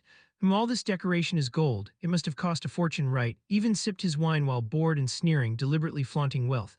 Maybe I could take a piece and no one would notice. The gaudy red earth looked truly tacky and provincial. While Alan Palacio was lost in thought, he heard voices from afar. My goodness, Duke Lauder is certainly not ordinary. The lot noble laughed and replied, is it because my little bird won't let me be alone? The other nobles chuckled and cautioned, oh dear Duke, do take care of your health. The more Alan Palacio watched these scenes, the more disgusted he became, thinking to himself, being friendly with these nobles brings nothing good. I don't want any involvement. Better to step back a bit. But just then someone targeted him. Over there Alan Palacio felt unbelievably unlucky. He had just intended to avoid trouble when two nobles, Kraeld and Edorn, ingratiatingly approached and spoke. Ho ho ho, Count Palacio, might you spare a moment? They produced offerings and presented them before him. This is top-quality meat from my domain. Would you like to try it? I intend to support your domain. What do you think? Alan Palacio tilted his head in puzzlement. What's this? Why all of a sudden? Seeing his expression, Kraeld and Edorn trembled with worry. Noticing the Count's complexion, they secretly panicked. Oh no, Kraeld and Edorn tried to calm each other but shouldn't be so flustered. Flashback to one day earlier after the battle with the goblins. Did you just see that? Was that magic? Kraeld and Edorn clutched their heads, looking toward Alan Palacio and even in confusion. One of them turned to his companion and asked, did you just see that? Was that magic? The two nobles ran over calling, Baron Cayman, may we borrow your mage for a moment? I have a matter I'd like to trouble you about. The one dragged along was the 3-gold mage that Baron Amen had brought to flaunt his prestige. The 3-gold mage awkwardly held his wand and asked, what is it? The two nobles asked in a panic, that surge of mana just now. They recalled the terrifying power from earlier and couldn't help but be horrified. They trembled as they probed. That was only second grade, right? The 3-gold mage pondered, second grade. Then she denied it, leaving the two stunned. How could it be second grade? Definitely not, she's in a class far beyond me, so third grade or higher then. Kraeld and Edorn, eyes brimming, wondered aloud, becoming Count Palacio by luck, don't dream. They had witnessed that power without any guards. The gaze Alan Palacio cast back during the magical battle still haunted them. They thought of him as someone who masked a ruthless, cold nature. Therefore, now they tried to save their lives by bribing him. With no other way, having come this far, Kraeld and Edorn decided they must bow. I was willing to behave rudely toward Lord Palacio. I had sunk into such fanciful delusions that I lost my mind. Both of them begged, please have mercy. Even went up to Alan Palacio bewildered and asked, what's this? You followed me all the way here just to say this. He wearily wondered, what on earth is going on? I still don't understand any of it. Even put a hand on his shoulder and asked if he should deal with them. He shook his head, it's just a waste of energy. He sighed, recalling that even if this were a very open country, this had crossed the line of what could be overlooked. Alan Palacio answered, even let me handle it. I don't have that kind of power, but whatever, just frighten them as much as possible. Then Alan Palacio narrowed his eyes to play the cruel role. The two nobles, Kraeld and Edorn, knelt trembling on the banquet hall floor. They clasped each other's hands and cried, we're finished. This is worse than death. After that, the banquet continued on in a fake, lively fashion. Alan Palacio glanced around and sent even to the Intelligence Guild. Then he'll dig up information on those nobles. Alan Palacio picked up a pastry, nibbling it while listening to the nobles' conversations. Oh, those two seemed to be discussing something secret. The two nearby nobles were standing in a corner talking. Alan Palacio tried to eavesdrop. He considered using mana to enhance his hearing, but that would be excessive. One noble asked, have you heard about Duke Althea and Count Zenonia? Alan Palacio was shocked to hear it. Yes, I've heard they're about to form an alliance, right? The alliance alone was strange enough. He munched his pastry and thought, what's the big deal? There's nothing to worry about. Alan Palacio clicked his tongue at the two. After all, the families behind those two already dislike each other. That alliance probably won't last long. Then he savored his favorite bite of pastry. Alan Palacio exclaimed, the tea is excellent, this shop is superb, and there's even juicier gossip. Don't gape when you hear this. The two nobles continued chatting. Their leader isn't one of them, so who is it? They murmured while Alan Palacio remained lost in his pastry. It was said that when they heard the name, the two fell as if struck by lightning. Because the name the two mentioned was Palacio, Alan Palacio heard it and dropped his pastry bite. Their leader, he looked over there in utter bewilderment. Alan Palacio nearly went mad hearing them say it. They say it's Count Palacio. He silently re-examined his life since arriving here. What nonsense are they talking? As for Duke Althea, I only met her once when she was a young lady. And Lady Zenonia I've only met a few times. Alon Palacio held his head in frustration. Count Zenonia hasn't even met him. How did such a baseless rumor spread? It's clearly just idle chatter. At that moment, someone else ran over calling for Count Palacio. Alon Palacio wearily wondered why so many people were approaching him today. It's making him uneasy. The noble introduced himself. I am Cayman, the third son of the Comalan ducal family from the kingdom of Ashutalan. An honor to meet you. He somewhat understood. Such a grand ceremony would draw nobles from allied nations too. Yes, pleased to meet you. I am Count Palacio. Cayman suddenly provoked Alon Palacio, saying, I heard you became a count by sheer luck. I'm jealous enough to want to see if you have any special trick. At that moment he was a bit irritated and cursed under his breath. Well, nowadays even taro waffle cones can talk. Just then other nobles approached to confront that fool Cayman. What did you just say? Are you defending him? Are you insulting the nobles of our kingdom of Asteria? Cayman, frightened, tried to explain. No, that's not it. What is this? Isn't that just a harmless punching bag to vent on? This fool will now introduce himself. I am Cayman Comalan, a romantic and refined gentleman. I traveled far to take the youngest daughter of the ducal Lauder family as my wife. Would my fiancé like to taste the exquisite pastry I brought? What woman in this world is perfect in every way? Cayman, with his fiancée, glanced at the two young ladies passing by. HMPH, he immediately switched to a nasty judgmental mode. That lady should watch her figure a bit, right? Cayman babbled beside the Lauder maiden. Who is that next to her with the slightly upturned nose? Then he turned back to flatter his fiancée. Luckily, the Lauder lady really does resemble her mother and is very beautiful. Time to court her. The Lauder lady disdainfully replied that our engagement proposal is rejected. I must reconsider. Cayman shouted in panic. What? He sat there calling after her, Lady Lauder, for some reason our betrothal is broken. Enraged, Cayman stormed into the main banquet hall. I traveled so far for this, truly infuriating. At that moment, Cayman saw Alon Palacio standing and nibbling a pastry alone. Cayman sized up Alon Palacio, black hair and a cold face. Is that him, Count Palacio? HMPH, I've heard he's just a lucky brat with no backing. He regarded him as something easy to bully, a perfect target to vent his anger on. Recalling earlier the marquises and counts asked Cayman, did you not bring proper etiquette? The Kingdom of Austria is our long-standing ally. Cayman stammered like a little mouse. No, it's because. Alon Palacio watched the scene helplessly and sighed. How unlucky must one be to have all three of them intervene? And why does this noble pressure tactic look so familiar? Seeing Cayman Comalan bowing and begging, I'm sorry. The three high nobles, stern as officers, reprimanded. Hey, don't think an apology ends it, he cried out in fear while being punished. I'm apologizing, won't that do? Alon Palacio finally recalled what it looked like. It reminded him of his time in military service. Cayman sobbed and fled while crying, hiccuping that he had committed a grave disrespect and deserved to die. Duke Lauder, Marquis Mardanio, and Count Balin came to ask Count Palacio if he was all right. He waved them off urgently. I'm fine. Afterwards, Alon Palacio kept it to himself. But why is everyone acting like this today? I'm starting to feel afraid. From what he observed, they had already begun to move. That proved the rumor was true. And if Althea and Zenonia entered politics in earnest, Palacio's power as their leader would be immense. Alon Palacio wondered if it was because of that rumor. This kind of trouble would be worse if it escalated, so it would be better to clarify that it's only a rumor. Marquis Mardanio stepped forward to speak. Come to think of it, I've never really spoken with you, Count. Duke Lauder added, you must be very busy. I understand. Alon Palacio replied awkwardly, actually. Marquis Mardanio rubbed his hands and asked, I've heard that Count Palacio has been busy studying magic recently. Coincidentally, I have some rather fine artifacts. He continued, so I want to present you with these relics capable of storing mana. What do you think? Duke Lauder and Count Balin also stepped forward with offers. What a coincidence, I too prepared a gift. Count, please accept this token of our sincerity. Alon Palacio was dazzled. He knew he should correct them and say it was only a rumor. Yet he couldn't resist the temptation, so he kept silent and accepted 2 magical artifacts and 5 vials of mana-restoring potion. Dawn at the Lauder ducal villa. In the villa's drawing room, a mysterious woman asked Marquis Mardanio. How did it go? He replied, fortunately he accepted happily. Small gifts among nobles are mere social protocol, but precious items like relics carry a different meaning. Those who wish to join a faction offer valuable items to the leader. The woman said, the fact that he agreed to accept is already cause for celebration. Marquis Mardanio laughed heartily. It's all thanks to the generosity of Duchess Althea. She raised her hand excitedly and said, welcome, Marquis Mardanio. The Duchess smiled. Althea cheerfully declared, from now on we officially share the same front. He replied that this was indeed an extraordinary privilege. Everyone was readily agreeable. He thought inwardly that Duchess Althea had always been reserved and seldom appeared in person, yet this time she came herself and chose to meet only a few individuals. She had likely already selected the pieces she needed, using money and influence deftly to bypass formal ceremony. Although the rumor seemed random and rootless, this was actually a very deliberate political move.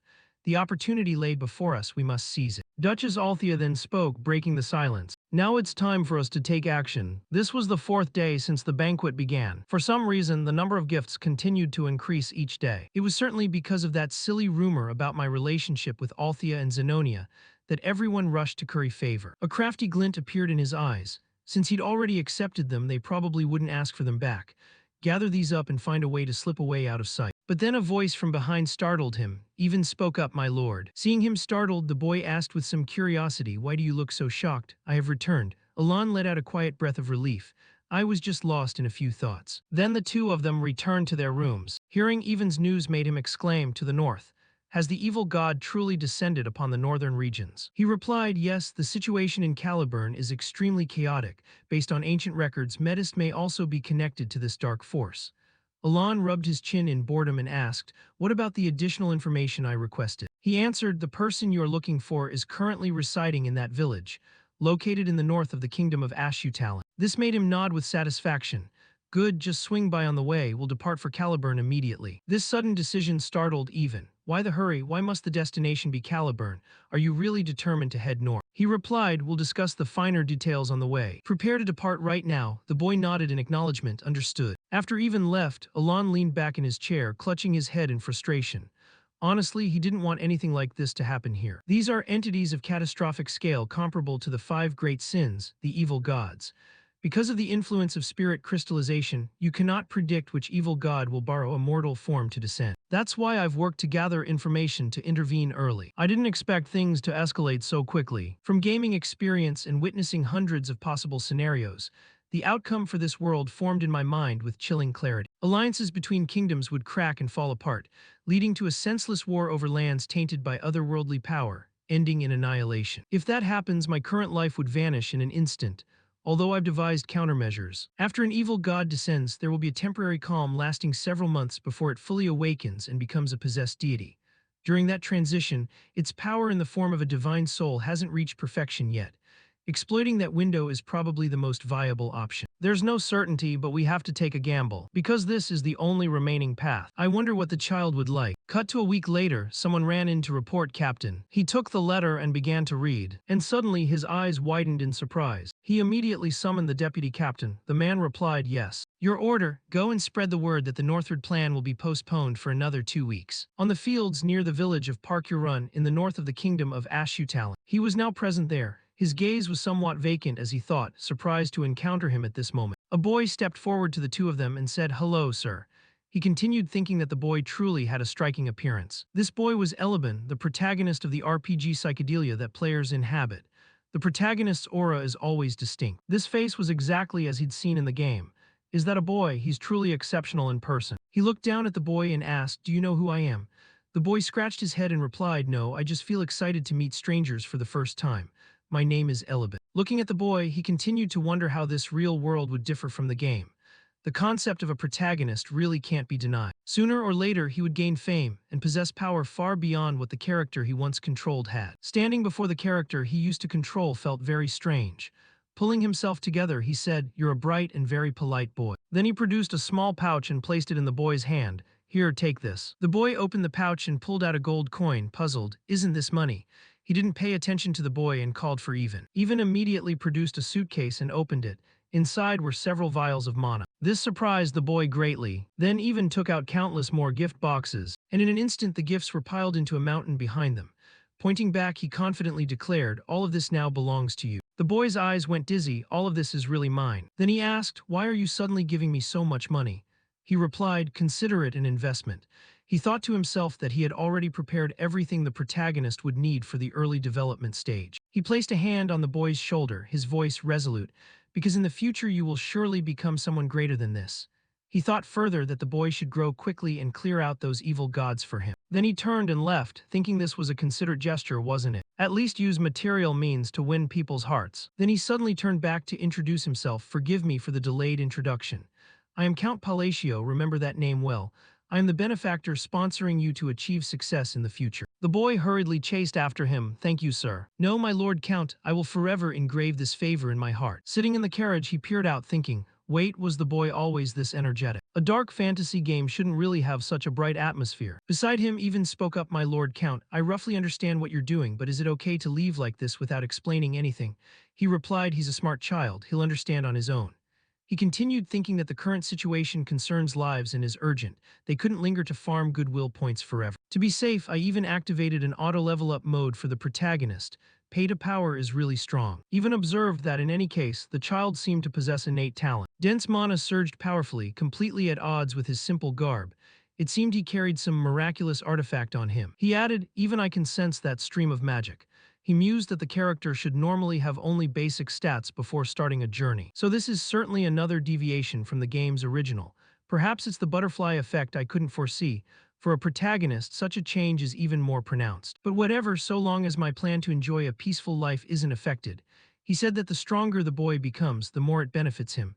This investment will surely pay off. After all, Eliban is one of the few with a kind heart in this brutal world, so there shouldn't be anything to worry about. Wade kind heart. He turned to Evan and asked about it. That name Deus, would he agree to meet with me? He thought inwardly that Deus was so fearful he had never once set foot in the orphanage. He hadn't expected things to come to this.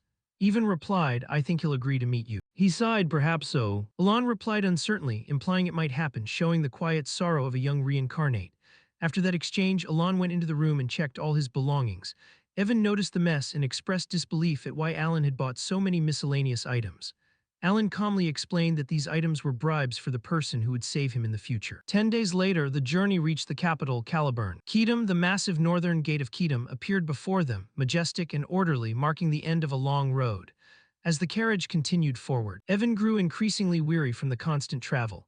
Boredom and exhaustion seeped into him, and he frankly voiced his extreme fatigue.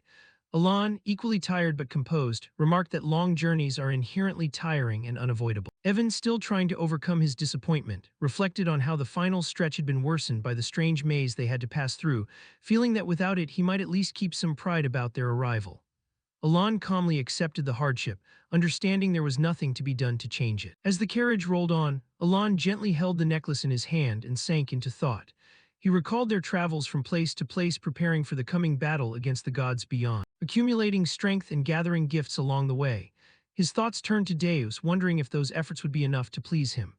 A father's heart rose within him, a man who wanted to give without hesitation or reserve. As the city gate drew nearer, Evan realized it would soon be their turn to be inspected.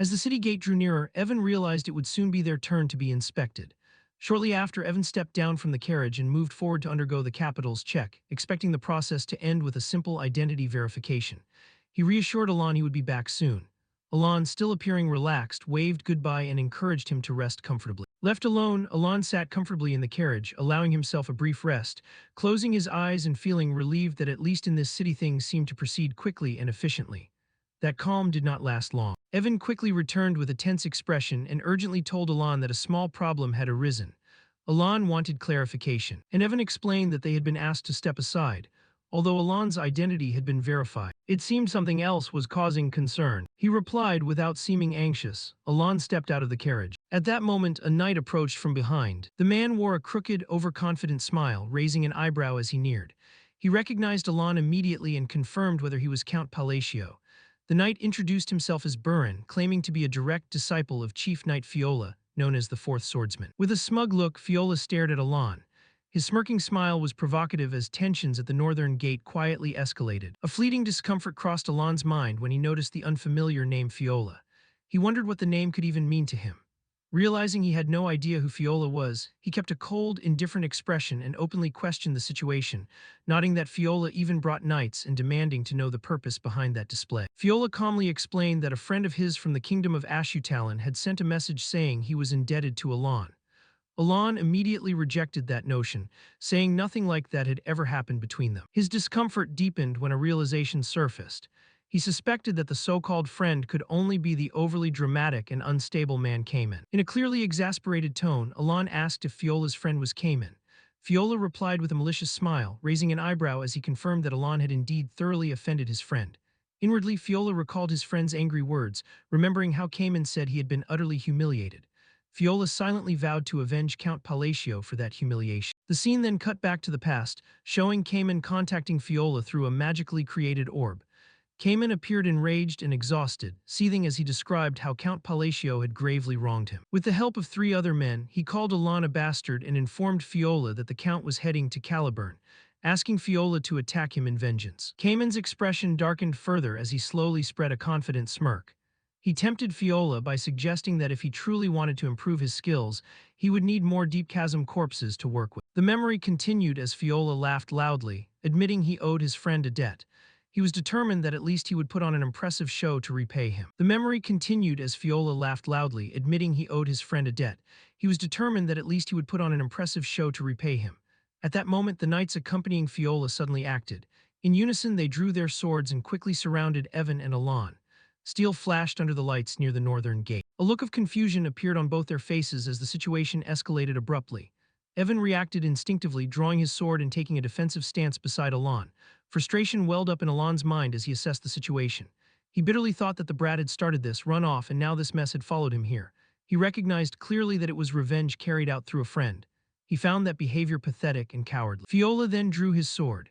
He stepped forward and pointed the blade straight at Alon's chest, the corner of his mouth curling into a smug smile. He stated his demand plainly, insisting that if all valuable items inside the carriage were surrendered, he might consider showing mercy. He regarded this action as nothing more than a favor he had been asked to perform. Pride filled Fiola's mind as he maintained his confident smile. He believed he had nothing to lose in this situation. In his assessment, everything tipped in his favor. The odds of success leaned completely toward him. From his perspective, Alon was merely a minor noble from the kingdom of Asteria, someone with little influence in the alliance and no ties to Caliburn. Fiola had thoroughly investigated the matter.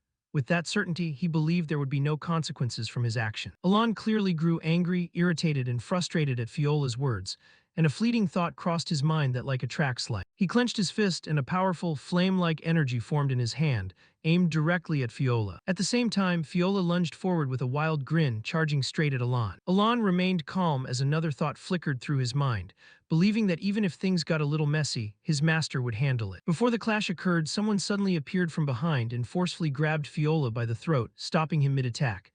Fiola screamed in pain, accompanied by a distinct sound of bone breaking. The person holding Fiola's throat then lifted him high into the air. In too much pain, Fiola moaned helplessly as his sword slipped from his hand and fell to the ground. The pain grew so intense that the veins on Fiola's face began to bulge conspicuously, and he gritted his teeth to endure it.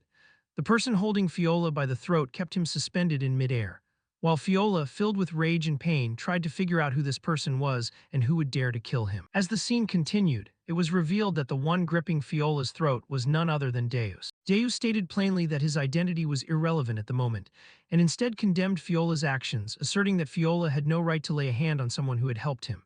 Fiola remained suspended in midair, moaning uncontrollably from the pain. Unfortunately, an important truth that Fiola completely failed to understand gradually surfaced. The truth was that Count Palatian had won a duel with Kier of the Snowfield.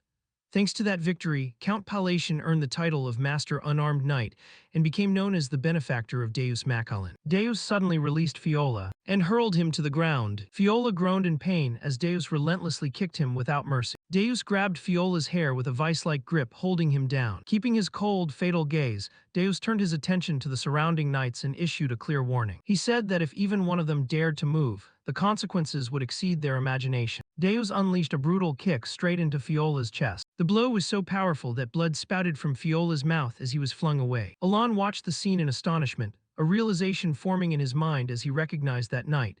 This was the present-day Deus. Deus then told Fiola plainly that he should be grateful to be in a situation where he could not be killed. Fiola struggled to stand after the earlier blows, barely able to move as he leaned against a tree to steady himself. Immediately, Deus stepped forward and drove his knee hard into Fiola's chest, sending him crashing into the tree again. Fiola's cheek swelled severely from Deus's kick, and Deus continued to attack him mercilessly, unleashing one punch after another and then more kicks without relent. Nearby, Evan remarked to Alon that his strike was quite impressive. Hearing that, Alon's mind returned to the moment Deus declared his wrath on anyone who dared lay hands on his benefactor. Alon suddenly realized that Deus had indeed called him a benefactor. He wondered how grateful Deus must have been when he was young. However, now that Deus had grown up, Alon thought he would not welcome someone he barely knew. He remembered that Deus had never even replied with a single word. which made him feel as if he had already received every deserved reward for raising a son. Alon told himself that Deus had truly matured, calling him a troublesome kid in his thoughts, yet also acknowledging his genuine growth. The impression became clear, marked as 52% certain that one could easily recognize who had sponsored Deus because he had developed remarkably. Alon realized that Deus had grown into an extraordinarily upright young man. With that realization, Alon reflected on the feeling of seeing a well-raised son, and he felt a deep pride as a father. A powerful impact reverberated through the scene. Evan then teasingly pointed out to Alon that he knew his son was beating someone mercilessly. Alon replied plainly that he hadn't heard. Deep down, Alon understood that Deus acted that way because his father had been insulted in a foreign land. As that thought settled in, the scene showed Deus continuing to kick Fiola ruthlessly without any restraint. Another thought suddenly popped into Alon's head as he wondered why his son could be so annoyingly sweet. Soon after, Fiola was beaten savagely, repeatedly struck until he lost consciousness. Even then, Alon couldn't help but think it still seemed a bit excessive.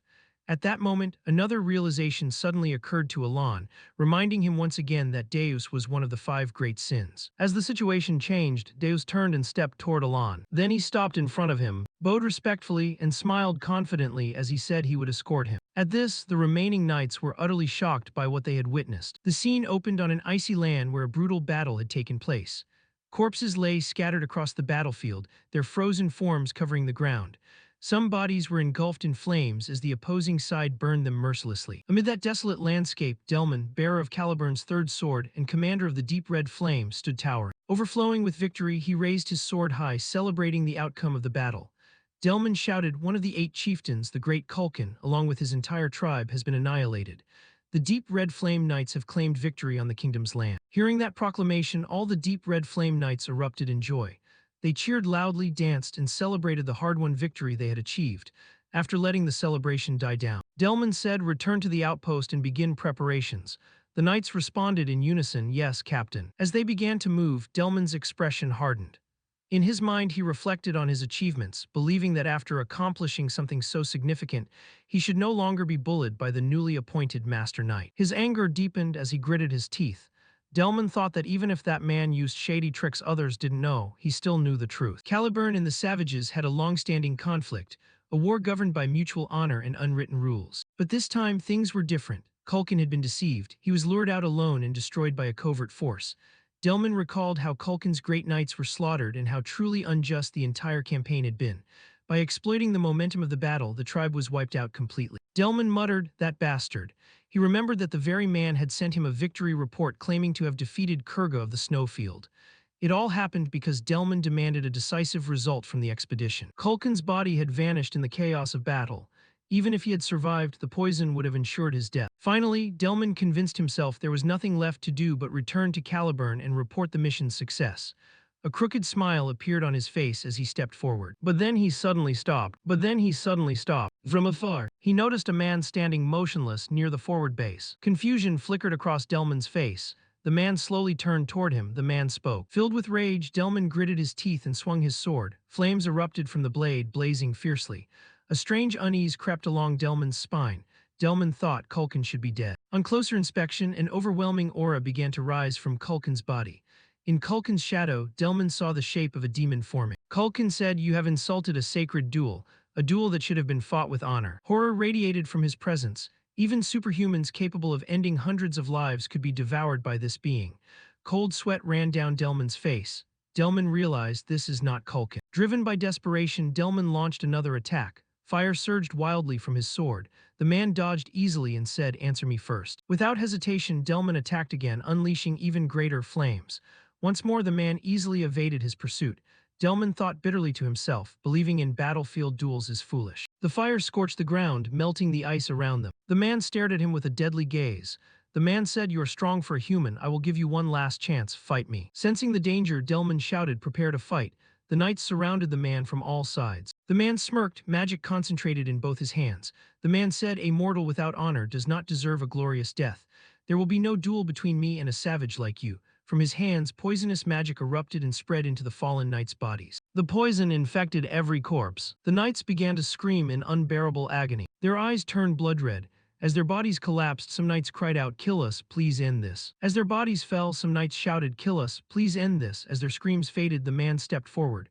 He tore Delman's throat with his bare hand. Immediately after, he struck the ice block, causing a massive explosion. The remaining knights were hurled into the air and slammed to the ground. Blood spread across the sky like a gloomy mist. Then the man unleashed a brutal punch. His fist drove straight through Delman's chest. Blood spurted from Delman's mouth. Delman whispered weakly, "Is there any other choice?" He collapsed to the ground, trembling in pain. Delman cried, "It hurts, kill me, please kill me." Moments later, Delman died. As life faded, the man's eyes turned blood red. The man said, "Savages, you are all creatures made from death, robbed of your rightful passing." The fallen knights began to rise, surrounding the remaining red-clad knights. Panic spread through their ranks. The man declared, "The blood arena is now open." Suddenly, a terrifying presence descended. Ultaltis appeared with a sneer. Althus proclaimed, "I am the god of all savages, the father of duels. I will personally grant you an honorable death. If you claim not to be savages, prove it in a duel." Blood began to rain down from the sky. The scene then shifted away from the battlefield. Deus bowed respectfully. Deus said, "I will take you there, Count Alon." The surrounding knights stood stunned in astonishment. The narration explained that in Caliburn, the prestige of Duke Deus Massilian, who needs no sword, was sky-high. He had once defeated the second prince and showed deference to no one except the king. Alon observed him carefully. The knights wondered, what kind of man is Count Palatian to be so respected? The surrounding knights looked at Alon in disbelief. One knight whispered, "Who is he?" Deus summoned a luxurious carriage. Deus said, "Please take a seat inside." Alon felt weighed down by the excessive attention. Evan quietly said, "You go ahead, Alon, I'll follow behind." Before long, Alon had arrived at Deus's mansion. Stepping out of the carriage, he saw a massive, radiant structure that resembled a giant crab-shaped fortress. Inside, silence enveloped the mansion. Alon thought, technically, arriving here is a success. I obtained the Kim Dong Dong, but something feels off. After careful thought, Alon decided to be honest. Alon said, "I would like to speak with you for a moment. I came here with a purpose. I have a favor to ask." Deus looked surprised. Deus said, "You have come to ask me a favor. Please explain." Alon nodded. Alon said, "I will explain everything clearly." Deus replied immediately. Deus said, "Assisting you would be my honor." Inwardly, he realized this was not a command but a request. Deus then said, "Let's sit down and talk properly." They sat at the tea table. Silence filled the room. Alon thought, shouldn't the host sit at the head of the table? Despite some awkwardness, he felt strangely at ease. After a period of silence, Alon spoke again. Alon said, "I have two requests. I know they may not be easy to accept." He continued, "I must go north and I want you to come with me." Deus gave a slight smile. Deus said, "I would be glad to go with you." Alon felt uncertain, then Deus revealed a surprise. Deus said, "I have already planned an expedition to the north." Relief appeared on Alon's face, but then he continued.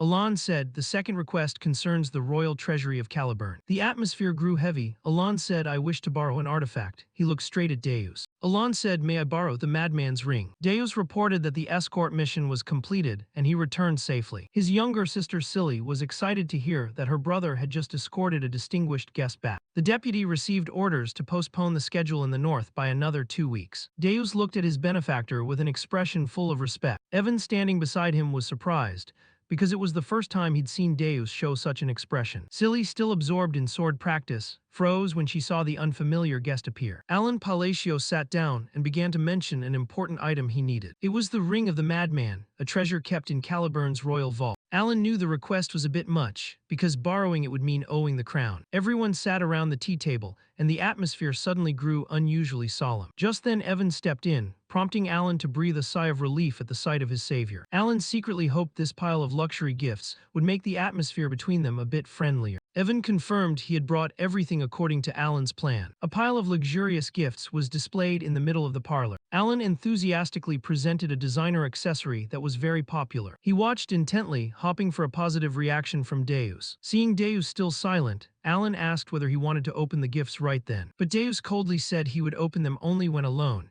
making Alan sweat with worry that he wouldn't like them. Alan told himself that perhaps this was the way Deus showed his respect for him. Deus affirmed he would bring that ring to Alan immediately. Alan wondered whether retrieving something from the royal vault would be too difficult. The assassin pondered, calculating the quickest course of action. He said at worst they'd clear out about 50 people standing in the way, and that would settle it. Seeing Deus's expressionless face, Alan realized he was completely serious and not joking. Alan hurriedly restrained him, telling him not to do anything that shocking. Even so, he felt the dedication Deus had for him. When their business was done, the two of them stepped out into the palace corridor together. Little Silly ran up from a distance, excitedly calling for her brother. She happily recognized a familiar face and waved to Evan. Alan watched, recalling the time he had ordered Evan to save this girl's life in the past. Silly looked at Alan with a radiant smile and eyes full of curiosity. Alan thought to himself that the girl was truly a miniature version of Deus. Deus placed a hand on his sister's shoulder, his face losing some of its chill. But when Silly insisted Alan looked more like an uncle than a brother,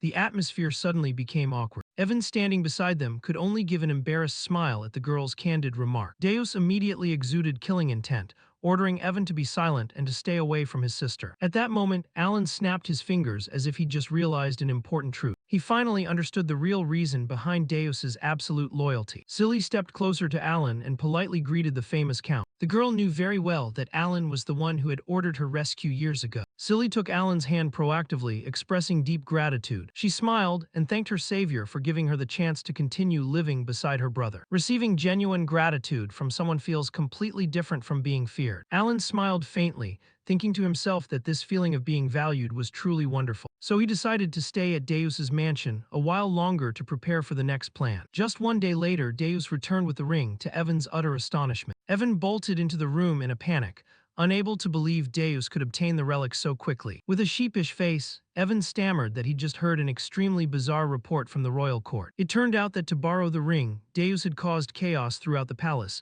and didn't hesitate to punish those who stood in his way. The second prince, for daring to make trouble, received several resounding slaps from Deus right in front of the crowd. 3 days later, the northern expedition officially set out, escorted by the Knights of the Solar Eclipse. 2 weeks passed, and at the northern Caliburn border outpost, the worst news began to pour in. The battlefield grew more brutal than ever, with screams and bloodshed everywhere. The undead army of the Outer God was sweeping through, spreading terror across the kingdom's forces. In the command tent, the generals were fiercely arguing over whether to withdraw. Many had lost all hope as casualties mounted with no way to heal them. Angry slams on the table rang out repeatedly during this tense strategy meeting. Amid the chaos, Alan quietly stood observing the battle map. Fiola, the fourth sword, was forced to speak up, urging everyone to remain calm and find a way out. Alan stepped outside to breathe.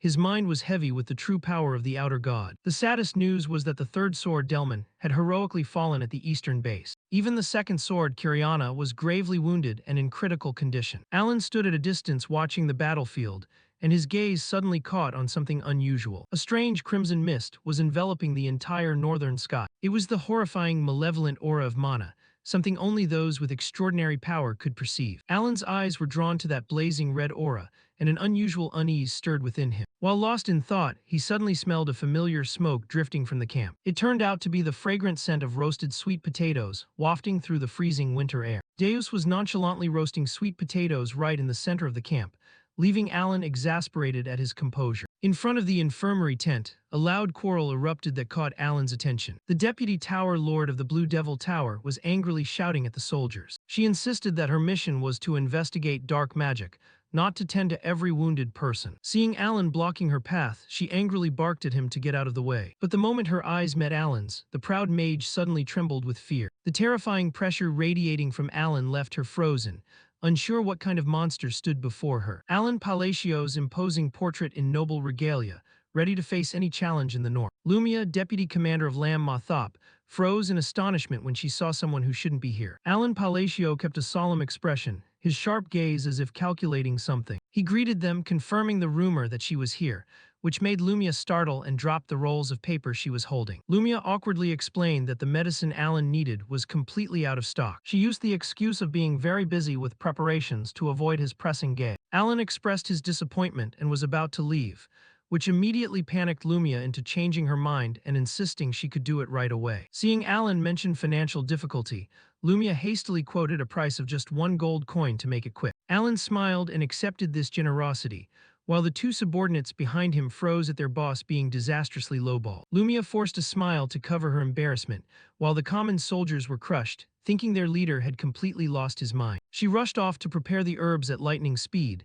leaving Alan and Deus watching after her. The 2 subordinates could only gape in admiration at Alan's masterful psychological manipulation. Alan casually grilled food, praising his own handiwork while he waited. At the outpost, Sir Pyula suddenly sensed a great surge of evil energy approaching. She hurriedly looked out of the tent and realized the situation was dire as the enemy had attacked. A legion of undead trudged forward through the white snow. The battlefield erupted, Caliburn soldiers charged with screams but were mercilessly slaughtered. Black, bristling tentacles pierced soldiers' bodies, cries of pain ringing everywhere. Amid the rubble, Sir Pyula concentrated her magic, summoning a barrage of razor-sharp ice shards. The ice spears drove into the monsters, freezing them in place. A massive frost explosion sent everything around flying. She darted like a streak of light through the enemy's encirclement. Violet slashes shredded the undead legion in an instant. Yet Sir Pyula began to tire against the opponent's overwhelming power. From afar, Lumia also recognized the presence of something far beyond human comprehension. The sky turned a blazing red with black lightning, bringing an intangible despair. A colossal bolt of lightning struck the ground, creating a cataclysmic explosion. Eartholtus stepped out of the wreckage, looked at the human army with contempt and called them barbarians. The alien god stood towering, his whole body emanating deadly blue lightning. A potent beam of energy shot from his hand, obliterating everything in its path. Sir Pyula tried to swing her sword in defense, but her strikes were utterly useless against a god's body. She gritted her teeth in fury when she realized even the divine swift blade couldn't scratch him. Eartholtus swung his arm, creating a gigantic magical slash that hurled her far away. The finest warriors lay strewn on the ground, breathing faintly beneath the enemy's feet. A soldier screamed Sir Pyula's name in despair as he saw her fall. At that moment, Alan Palacio trudged forward, stepping on bottles of medicine scattered in the snow. He stood before Eartholtus, recited the Calgunia oath, and formally demanded a Babylon duel. Eartholtus halted, an eager smile lighting his pale face. He laughed loudly, the sound echoing with arrogance. He seemed quite pleased to find someone in this era who still knew the rules of his age. Black barbed spikes burst from the ground, continuing to slaughter the remaining weaklings. Blood splattered onto Alan's boots while he stood firm, unshaken. A blazing red barrier called the Blood Arena erupted, isolating the two in a life-or-death space. Eartholtus declared that within this arena, no one could interfere with their bout. He formally accepted the Holy Babylon duel challenge according to the ancient covenant. Alan felt a crushing pressure and silently admitted he had underestimated the presence of a god. This god was nearing full incarnation, bearing power comparable to the 5 great sins. Sweat streamed down Alan. Without the enhancement potion he'd taken earlier, he would have collapsed under the pressure. The duel began in an atmosphere thick with murderous intent and frenzied black-red lightning. By the rules, the challenged party has the right to strike first. Eartholtus prepared his attack. He laughed wildly, promising to let Alan hear the song of destruction. Deus shouted for everyone to take cover immediately. Alan remained still, facing the Reaper head-on. The soldiers panicked seeing Alan not dodge, but the law was clear. The defender may not move outside their turn. Eartholtus grew more excited, praising Alan for upholding the demeanor of an honorable challenger. The rules were fair, 1 turn to attack, 1 turn to defend, then they'd swap roles. Now it was Alan's defensive turn. He knew ordinary techniques would be useless against this strike. Consecutive magical circles were activated, from immobilized to condensation. Alan poured all his magical reserves into bolstering his defenses, determined to stop the attack at all costs. Eartholtus unleashed a slash, a crimson shockwave tore through the air. A massive block of energy descended onto Alan's position as if to crush him. Alan braced himself, dark magic emanating around him to withstand the storm of destruction. The blazing red lightning pierced the defense, driving into the ground with tremendous force. A cataclysmic explosion sounded, dust billowed, obscuring Alan's figure. The earth cracked, forming a deep fissure stretching from the god's overwhelming power. As the smoke cleared, only a battlefield strewn with fresh pools of blood remained. Deus and Lumia turned pale with fear, unable to believe Alan could have survived that blow. But Alan still stood, his body caked in blood, a radiant magic circle shining above his head. A magical item attached to his chest began emitting flickering lights through the black smoke. Blood streamed down his face, yet Alan's eyes flashed with terrifying resolve. He recalled Lumia's words about the excellent potion to hold him steady and Remithian to stifle the pain. Alan cleared his throat, realizing the potions were beginning to work their miraculous effects, helping him regain composure. He felt secretly pleased that everything was unfolding exactly according to his crazy plan. Alan poured the golden vial down himself. Restorative magic began to spread through his grievously wounded body. A cold smile appeared on Alan's lips, for he had now met the conditions to trigger the rage state. He raised the hand wearing the ring and began the summoning of binding ritual to prepare his counterstrike. Eartholtus issued an official challenge in the Babylonian Grand Battle. A game-like menu popped up with 3 options: rules, fight, or run. The system advises players to read the rules carefully before starting. Eartholtus stood towering, radiating a terrifying pressure. Alan voluntarily accepted the challenge. He understood that only the rules of the holy duel could restrain the actions of a god. The reincarnation necklace shattered right on Alan's neck. Thanks to this life item and a healing potion, he had just slipped through the door of death. Alan struggled to his feet in the glowing magic circle. He had almost been torn apart by the god's destructive strike. To activate the Ring of Radiance, Alan had to put himself in a life-or-death situation. he began casting the binding summoning skill. A gigantic, eerie eye appeared behind him, signaling the start of a complex sequence of moves. Alan raised his hand, his face set with determination. A new binding had been successfully activated. By the rules of the Holy Duel, neither side was allowed to defend or counterattack. A frighteningly fair contest began. Alan recalled that in the game he only needed to take the first hit, but here everything happened in real time, not in turns. Earthaltus grinned excitedly. There was no time limit here, the duel would continue until one side fell. First binding, casting magic on snowy terrain. Alan began to bend the laws of this world. A dangerous red gleam flared in his eyes as he focused intensely on his opponent. Magical energy started to gather, swirling violently around Alan's position. Second binding, casting magic while standing on the brink of life and death. The skill diffraction began to operate. The primordial point move was unleashed, and bolts of arcane lightning began to barrage fiercely. Next came condensation.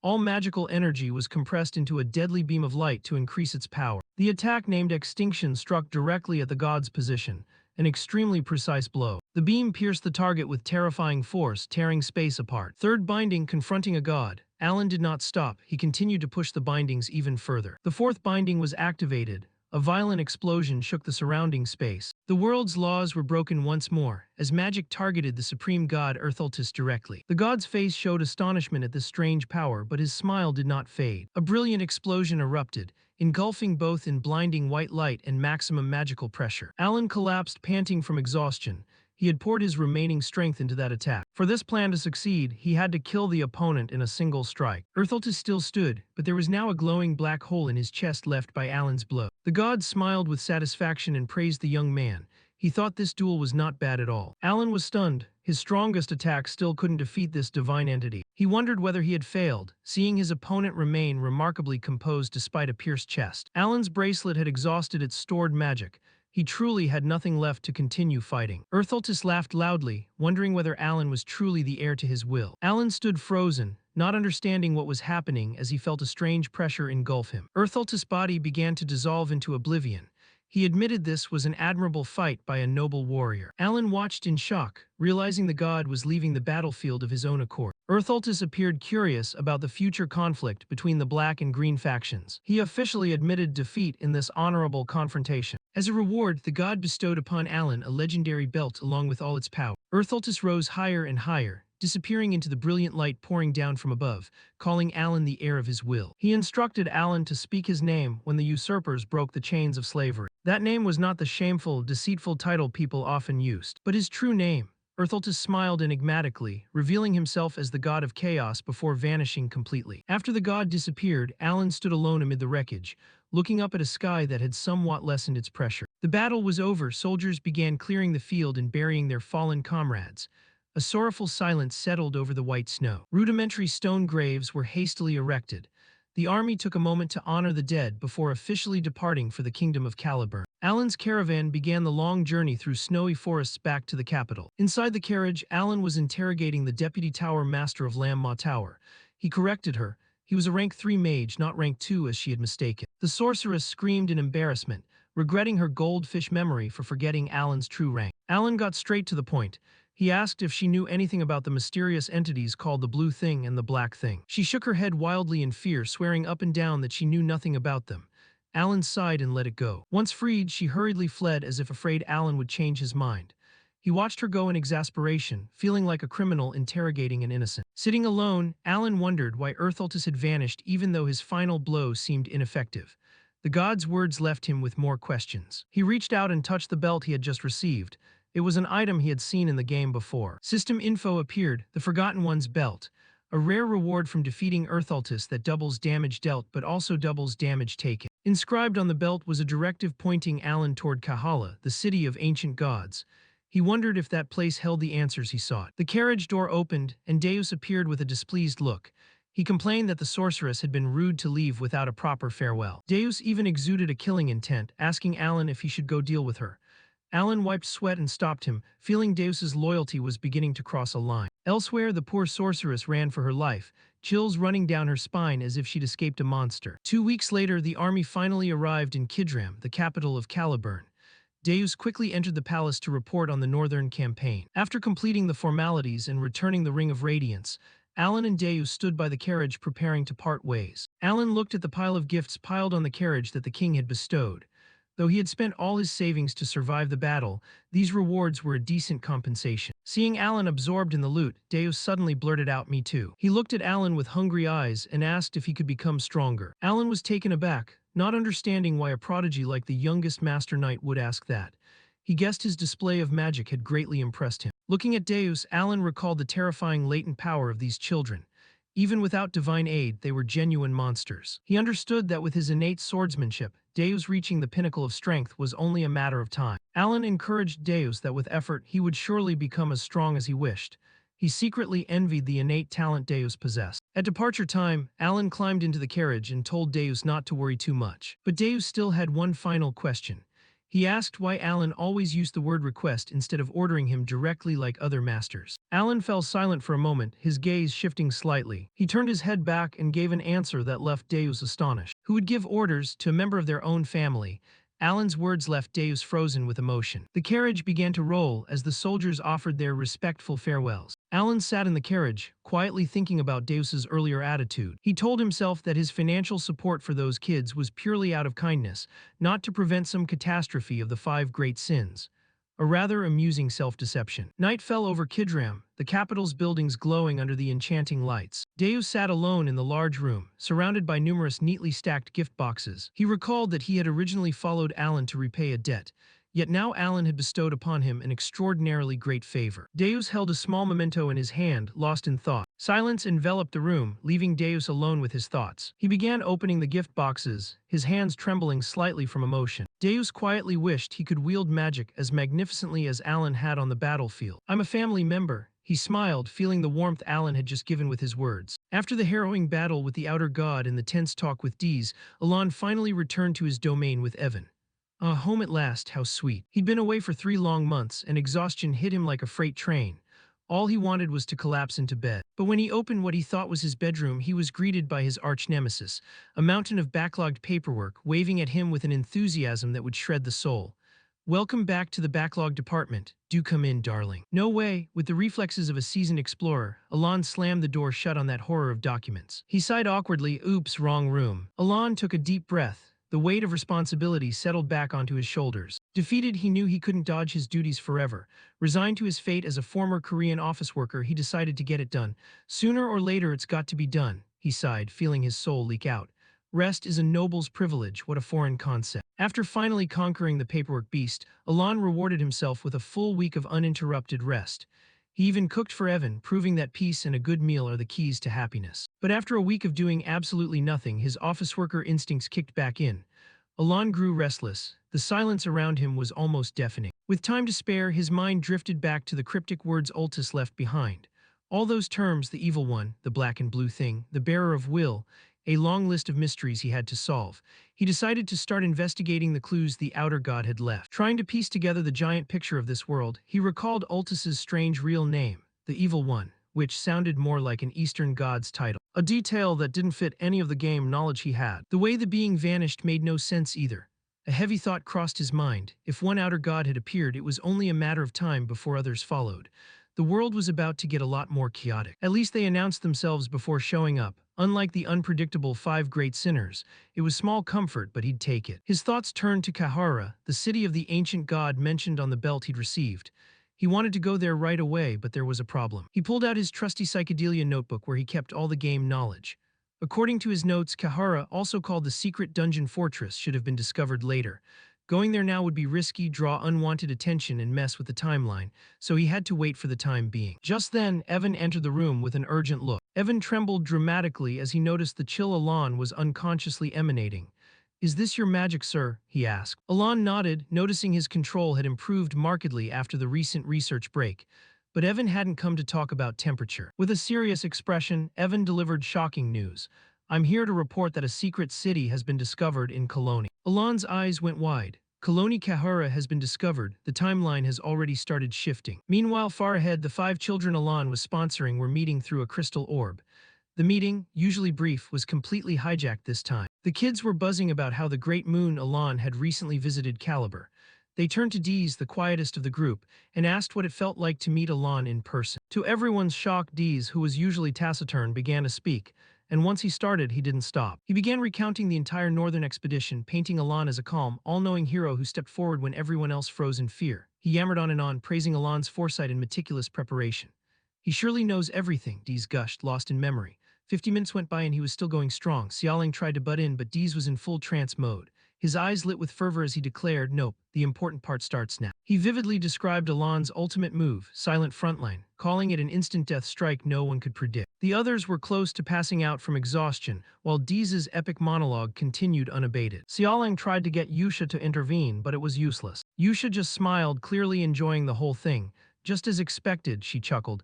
"The Great Moon is different from the rest." Xiaoling finally snapped, screaming that the meeting was over, but her cry fell on deaf ears. 2 agonizing hours later, the remaining kids had fainted, victims of Deez's legendary soliloquy. Deez finally wrapped up, clearing his throat. Sorry for rambling, see you all in half a year." The leader could only giggle, thoroughly enjoying the performance. And so that day, the Blue Moon meeting set a new record for longest duration, a full 3 hours.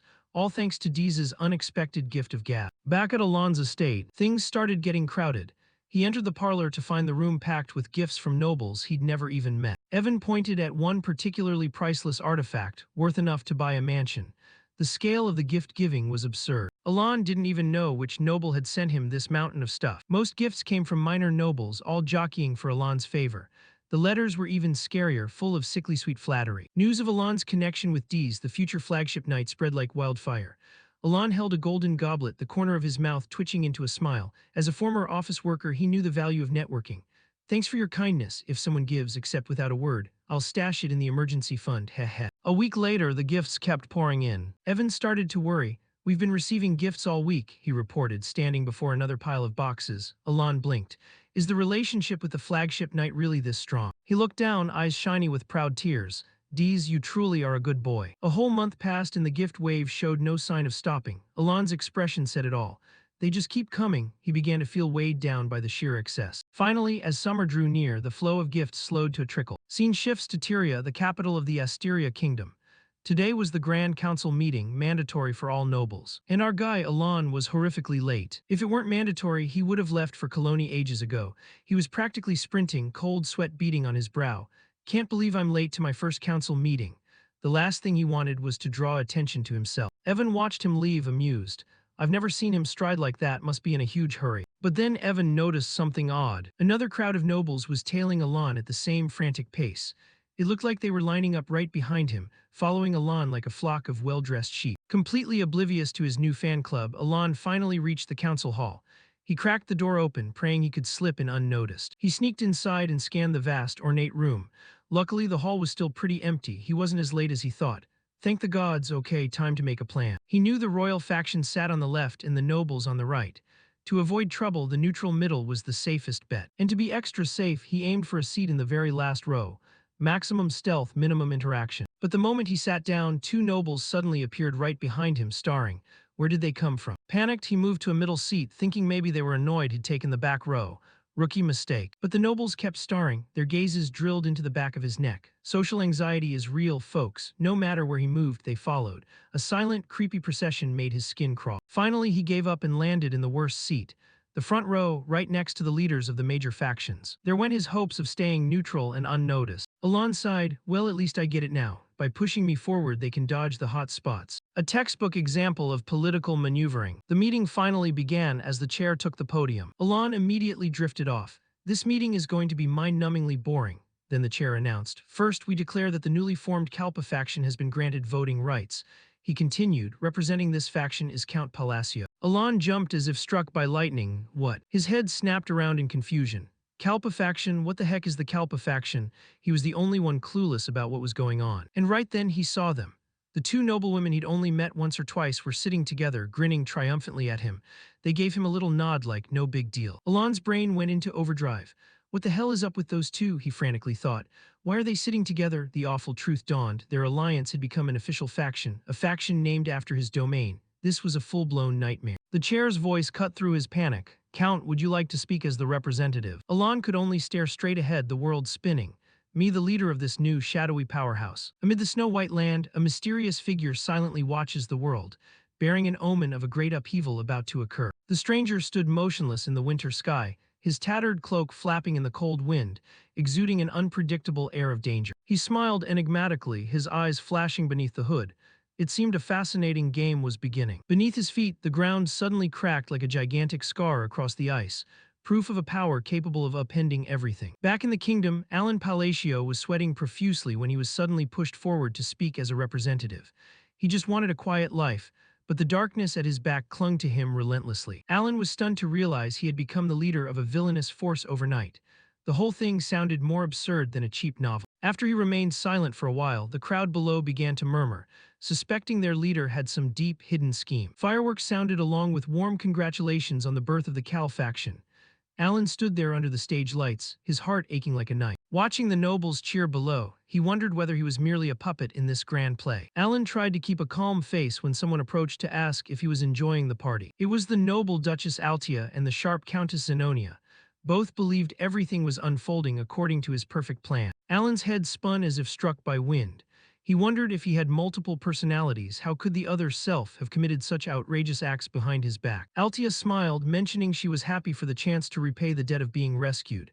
Alan was bewildered, not understanding what she was talking about. In their memories, it was Alan who had arranged and connected the two great powers in a clandestine meeting. The name Cal faction was officially born from the secret notes Zenonia received, turning the alliance into an empire in the shadow. In fact, those secret notes were just a few scattered lines lamenting that he couldn't get along with anyone, asking for leniency for his clumsiness. But the nobles misunderstood them as a call for loyalty. They rushed to send mountains of gifts to join his faction. Alan clutched his head in despair. He only wrote an apology letter. How could things have escalated this far? Truly, a small mistake became a great one. Recalling when he wrote the letter, he had tried to choose modest words, admitting his awkwardness so as not to offend anyone. Yet the result was this mess. Some letters were so cloying that even he got goosebumps rereading them. This misunderstanding could no longer be explained away. Alan realized that those in the underground had extremely strange tendencies for interpretation. Seeing the worshipful expressions on the two women's faces, he knew they were not to be trifled with. One was ready to draw a knife, the other brought a fierce dog. Both were prominent figures. Alan thought he'd accept the role for a while and then quietly withdraw. When asked about his upcoming plans, he raked his hair, searching for something that sounded suitably cool. "I'll start by cleansing the underworld," Alan blurted, a sentence full of killing intent that stunned both Zenonia and Altia. After saying that, he hurriedly slipped away before being asked anything more. All he wanted was to find a hole to crawl into. Alan strode quickly toward the carriage waiting under the night, leaving shock behind for those who remained. Evan was surprised to see his master return earlier than expected. He hurried to inquire, but Alan only urged him to leave immediately. Alan told Evan not to look back. The goal now was to head straight for the colonies as fast as possible. Inside the party, the guests were still merrily raising their cups, admiring the decisiveness of the departing count. Zenonia and Altia smugly drank. They felt exhilarated because, in truth, they had long controlled the underworld in their regions, just as Alan intended. The prospect of unifying the underworld under the Cal faction exposed triumphant looks on the faces of these two ambitious women. The clinking of glasses marked a major turning point in this power game. They were waiting to see what surprise Alan would bring next. Meanwhile, Alan's carriage rolled along the lonely forest road, unaware that a pair of eyes watched from the mountaintop. The assassin had found his target. The assassin was smug, thinking killing the count would be as easy as turning his hand.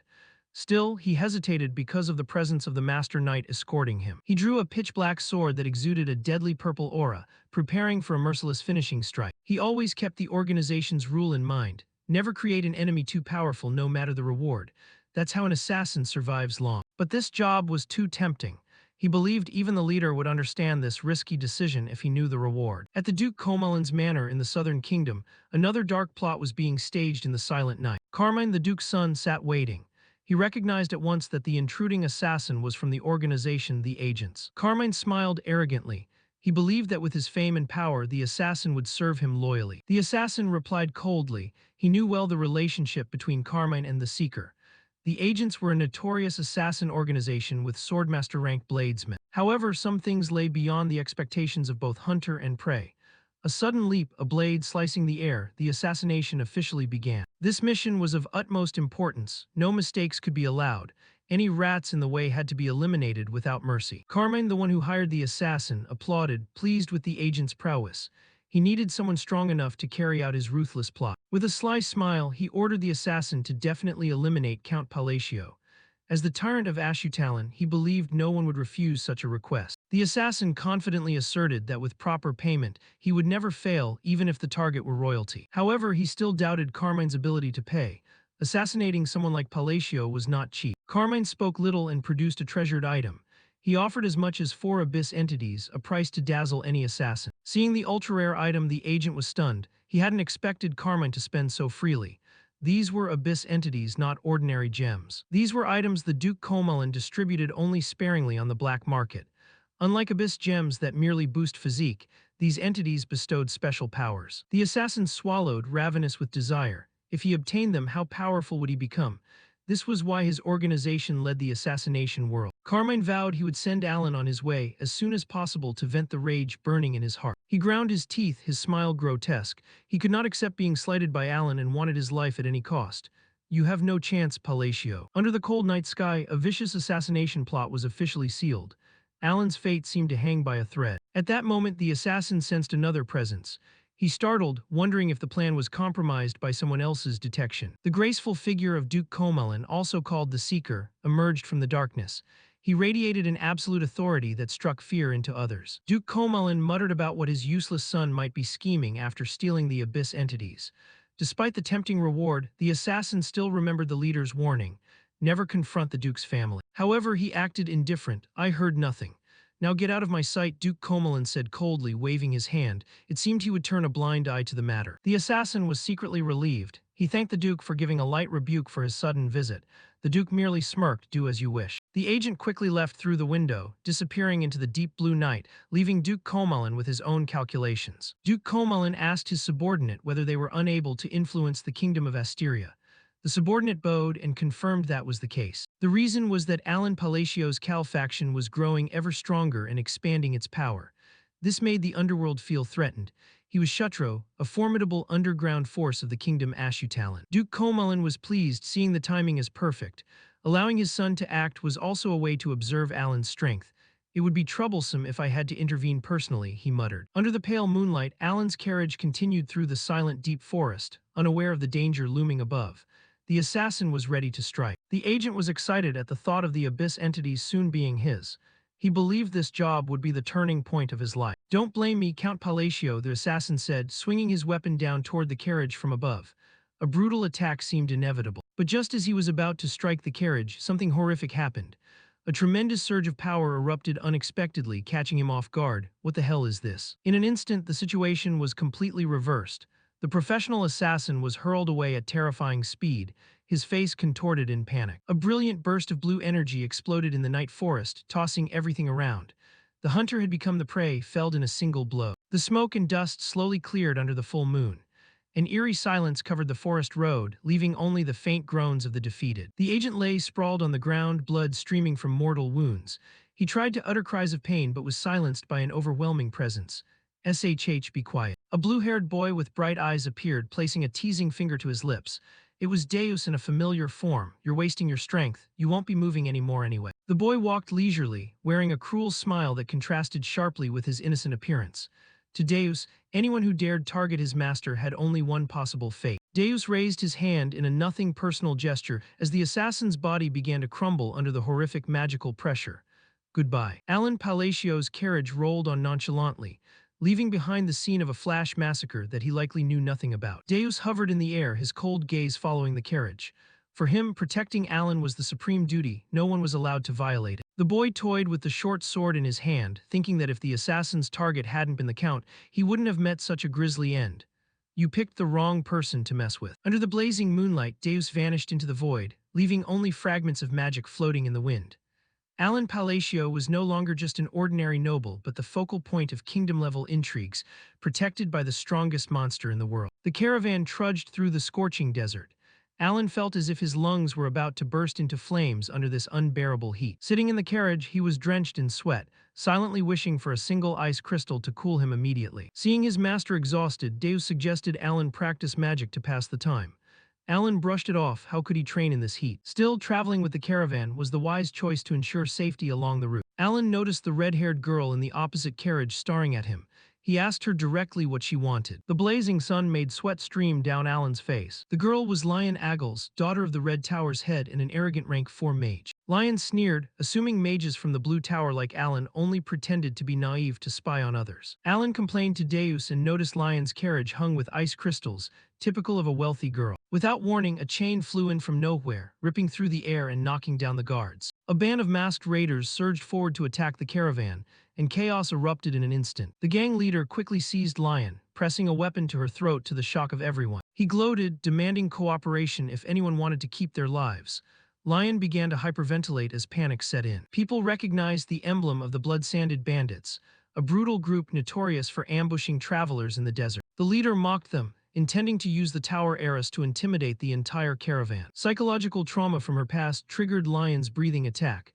She tried to draw breath but felt her chest tighten painfully. Suddenly, a wave of cold air enveloped Lion, calming her and allowing her to breathe more easily. Alan rose from the back of the carriage, reaching out to cast a spell with a cold, determined expression. Lion froze when she saw Alan. She could hardly believe her eyes at what was unfolding. A field of pure white snow suddenly exploded into being amid the hot desert, engulfing the raiders. Lion had long been burdened by her position, developing obsessions and an intense hatred of lies. Previously, she had sensed Alan's mana at only rank 2, so she had dismissed him as inept. She had thought he rode on others' coattails for reputation, her gaze always filled with contempt. But now Lion realized he was performing an extremely complex spell combination technique right before her eyes. It linked multiple elements at once, a highly difficult maneuver with a very high failure rate. Lion was stunned. To achieve this, a mage would normally need to be at least rank 5. The gang leader lunged to attack, but Alan calmly announced that the man had only one move left. In the blink of an eye, the raider was frozen stiff like a statue amid the falling snow. Alan clasped his hands and executed the finishing spell, shattering the ice into 100 pieces. He coldly ordered the remaining lackeys to leave if they didn't want to share their leader's fate. The henchmen, seeing their leader so easily defeated, fled in terror. The band vanished, leaving Lion still stunned by the true power of this count. Lion told herself that the rumors about Alan Palacio's abilities were not exaggerated at all. After the battle, everyone in the caravan held a thank you feast.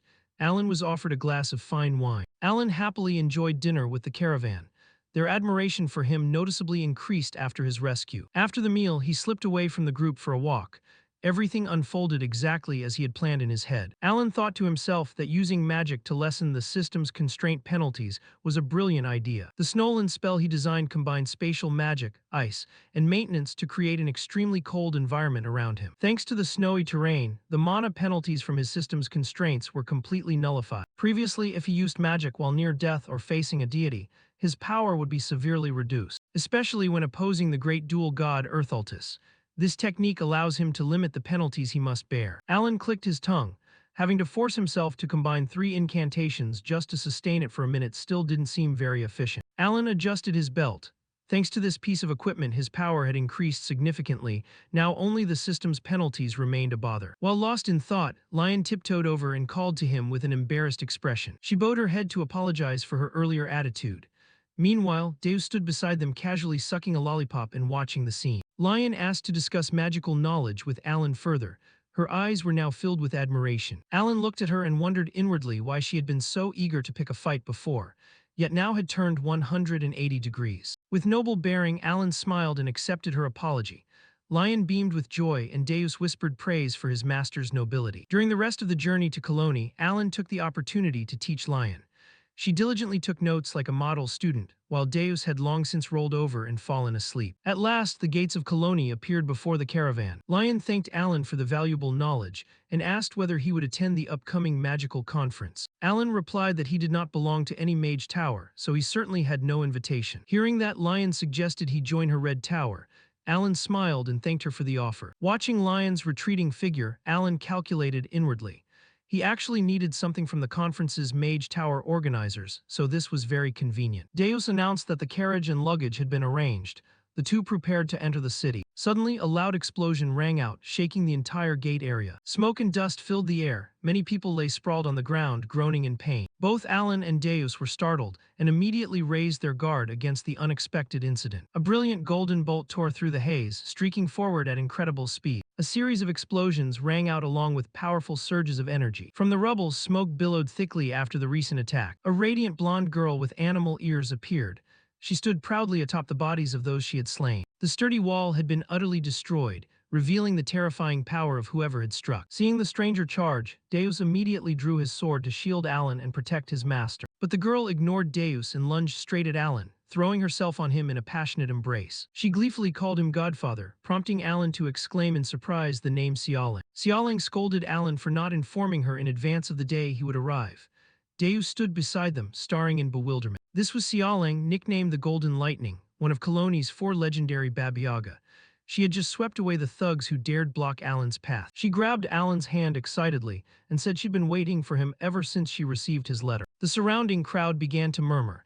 They couldn't believe the notorious Mad Tigress could be so tender. People were curious about who the strange young man was to receive such special treatment from Xiaoling. Alan saw the blood on Xiaoling's hands and whispered, sweating profusely, wondering if she might have accidentally finished off those men earlier. Congratulations, Alan officially advanced to rank 3 magic. He can now cast spells up to 5 times a day instead of just once. This is my guild, the woman boasted proudly, reserved exclusively for my own people. With an enthusiastic, sweeping gesture, she motioned everyone inside. Come on in. The moment they stepped in, a chorus of greetings rang out. Leader, welcome back, leader. She turned to ask her subordinate Ralga, while I was away, did anything happen? He just shook his head, confirming all was well. Ralga's sharp blue eyes immediately locked onto the 2 guests. So these are the nobles the boss has been waiting for, his grin widened. Welcome to our humble abode. Ralga leaned in closer. You don't know how excited the boss has been. She sits by the city gate every day waiting for you. Xiaoling blushed, while Alan looked utterly fed up with the whole situation. Xiaoling, playing the enthusiastic hostess, slammed her hands on a nearby table with a loud thud. Benefactor, sit down, she ordered, a bit overzealous. Alan deadpanned, looks like you take good care of your guild. Not missing a beat, Xiaoling flipped her arms over and did a handstand on the table. Of course, we're a family, I don't need anyone else. But mid-acrobatic display, she suddenly froze, struck dumb. Oh, but my benefactor. She lost all balance, utterly flustered. Xiaoling began muttering to herself, trying to prioritize. Family first, then YUTIA, but where does Alan fit in? It was a full-blown identity crisis for the catgirl. A tiny chibi version of herself popped up, arguing loudly. But the benefactor and YUTIA aren't even blood family. Meanwhile, Alan was just trying to process it all. I only said a few words to her and I'm already third. Well, that's kinda impressive. He took a moment to plan the next move. With a serious look, Alan gave Evan a discreet signal. Evan, ready. His loyal friend gave a decisive thumbs up. Ready whenever, boss. Then Evan revealed their secret weapon, a mountain of neatly wrapped gifts. Xiaoling's existential crisis vanished in an instant. Her eyes sparkled like stars, mouth dropped in pure delight. Presents. She immediately blurted, okay, I'll help you with anything you need. Alan's plan succeeded brilliantly. Driven by the promise of gifts, she declared, whether family or not doesn't matter, you're my benefactor, that's what counts. As she spoke, the golden glove on her arm began crackling with fierce electricity. A dazzling whirlwind of golden lightning erupted. Thanks to you, she said, I've finally gathered all my people. Alan was almost surprised at how easily he'd won her over. Did I just solve another problem with a charm move? He wondered to himself. A system panel popped up confirming success, showing the gift he'd given her, Essence of the Golden Mane, a powerful relic that boosts critical chance by 20%. So that flashy item description wasn't just for show, Alan thought, smiling faintly with self-satisfaction. Everyone's willing to help. Turns out I raised the kids pretty well. But before he could relish the moment, Xiaoling scooped him up as if he weighed nothing. You must be tired from the trip. Let me take you to the resting room, she shouted, dashing off with a stunned Alan while Evan hurried to keep up. After that rather unique escort, Xiaoling asked casually, so how was the desert? Just sand everywhere, must be boring, right? Evan scratched his head. Actually, I'm more worried about the return trip. Xiaoling tilted her head. Why? Evan replied in a deadpan voice, because it's hot. He added casually, oh right, we also got attacked. Those words instantly caught Xiaoling's attention. She froze, tail twitching.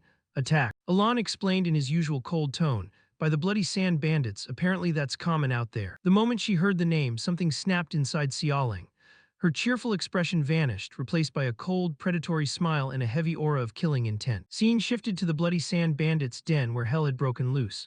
Blood splattered the walls, bodies flew as the entire base was torn apart from within. And standing amid the carnage was Xiaoling, surrounded by blazing golden lightning like a goddess of vengeance. She murmured, surveying the chaos. The rest are hiding over there, right? She didn't wait for an answer. In a flash, she lunged into the next room. 2 bandits were grabbed by their collars. Then she tossed both of them aside like ragdolls. Her eyes flashed with power. Finally found you, she cooed. You're the leader, aren't you? The man trembled like a leaf. Wait, I'm Gonko's brother. The strongest Baba Yaga in Colonie is protecting me. You'll make an enemy of him. Xiaoling didn't flinch. But you were the ones who messed with my benefactor first, right? And more importantly, I really hate being scolded. With a final explosion of blinding golden light, the entire Bloody Sand Bandits organization was wiped off the map. The next morning, Alon woke to the news. The Bloody Sand Bandits have been annihilated, he thought, still half asleep. Xiaoling stood by his bed, beaming with pride. Now that they're gone, you don't have to worry about them. Problem solved. I'm a genius. Alon just stared. What the hell happened overnight? She immediately crawled into his lap, purring sweetly. I did it all by myself. Praise me. Alon's brain nearly shorted out. The Bloody Sand Bandits with hundreds of night-level fighters, that's a nightmare raid in any game. He surrendered, reluctantly rubbing her head. Xiaoling melted instantly, happy little purrs escaping. I know the title Baba Yaga is a big deal, Alon thought. But this level crazy, now I get why fate picked her as the sin of pride. Scene cut to a massive sun-drenched arena, Cologne's famous symbol, where brutal gladiator bouts are held. In the arena, a bloody battle was drawing to a close, as one fighter was flung out. A man stood tall in the center, surrounded by a sea of defeated opponents. This was the champion Gungle. The crowd roared his name as the announcer bellowed. There is only one Baba Yaga of Cologne, the longest-reigning gladiator, the victor once again Gonkel. Gonkel soaked in the cheers, wearing a confident, murderous grin. Later, in a luxurious private room, he relaxed. This city is full of idiots, he sneered to himself. A cheeky voice agreed, isn't that right? The speaker was Ralga. They think sheer numbers can take on a Baba Yaga, pathetic. Ralga got straight to the point. Long time no see, Gunk, you've heard the news. Xiaoling wiped out the Bloody Sand Bandits. Gungle remained unfazed. I know. Ralga smirked. Wasn't their leader supposed to be your little brother? Gungle laughed. Just a rumor I spread on purpose. He was a pawn for me to control the underworld, nothing more. Ralga flopped onto the sofa. What a shame. I thought that would be the perfect excuse to start a war. Gungle's face darkened. The only reason I've tolerated that brat is because a fair fight between two Baba Yagas is impossible. But I'm tired of her wrecking my city. The death of your brother, revenge. Yes, the public would see that as the perfect pretext for what I'm about to do. Ralga's smile was full of schemes. So you're coming to me means you're finally serious. He pushed a heavy box across the table, a gift from the Great Father. Use them and you'll gain terrifying power. He opened the box to reveal several strange glowing artifacts, 2 cubes and 2 orbs, all radiating dark, corrupting energy. Gungle picked up a cube, his grin turning vicious. With this, after I crush that little cat, Cologne's underworld will be mine, and then perhaps even the throne. Gungle pondered, then let the experiment begin. As he held the glowing cube, Ralga watched from the side, thinking, I can't wait to see how long you last. 2 days later, Alon's group set out again.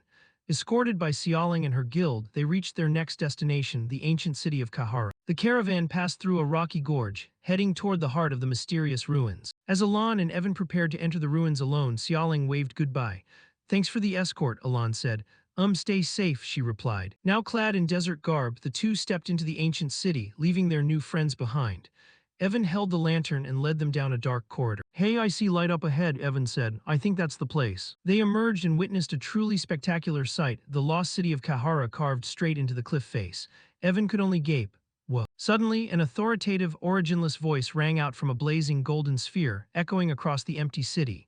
Wizard. Alon immediately froze on high alert. That voice. A gigantic obelisk in the center of the city began to glow. If you can hear me, come to the tower. Sensing the challenge was meant for him, Alon turned to his friend. Evan, it looks like I have to go up alone. Wait for me here, okay? Evan nodded. All right, I'll wait. Alon stepped through the tower door. A rush of awe washed over him. The central tower, even in the game, this place was totally off limits. He stood inside a colossal cylindrical library that seemed to stretch forever. The golden voice welcomed him. Welcome, it's surprising you can hear me.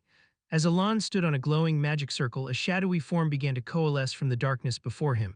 The voice continued, you have met the minimum qualifications. The darkness thickened into a terrifying creature made purely of shadow. Its face was a permanently wicked grin.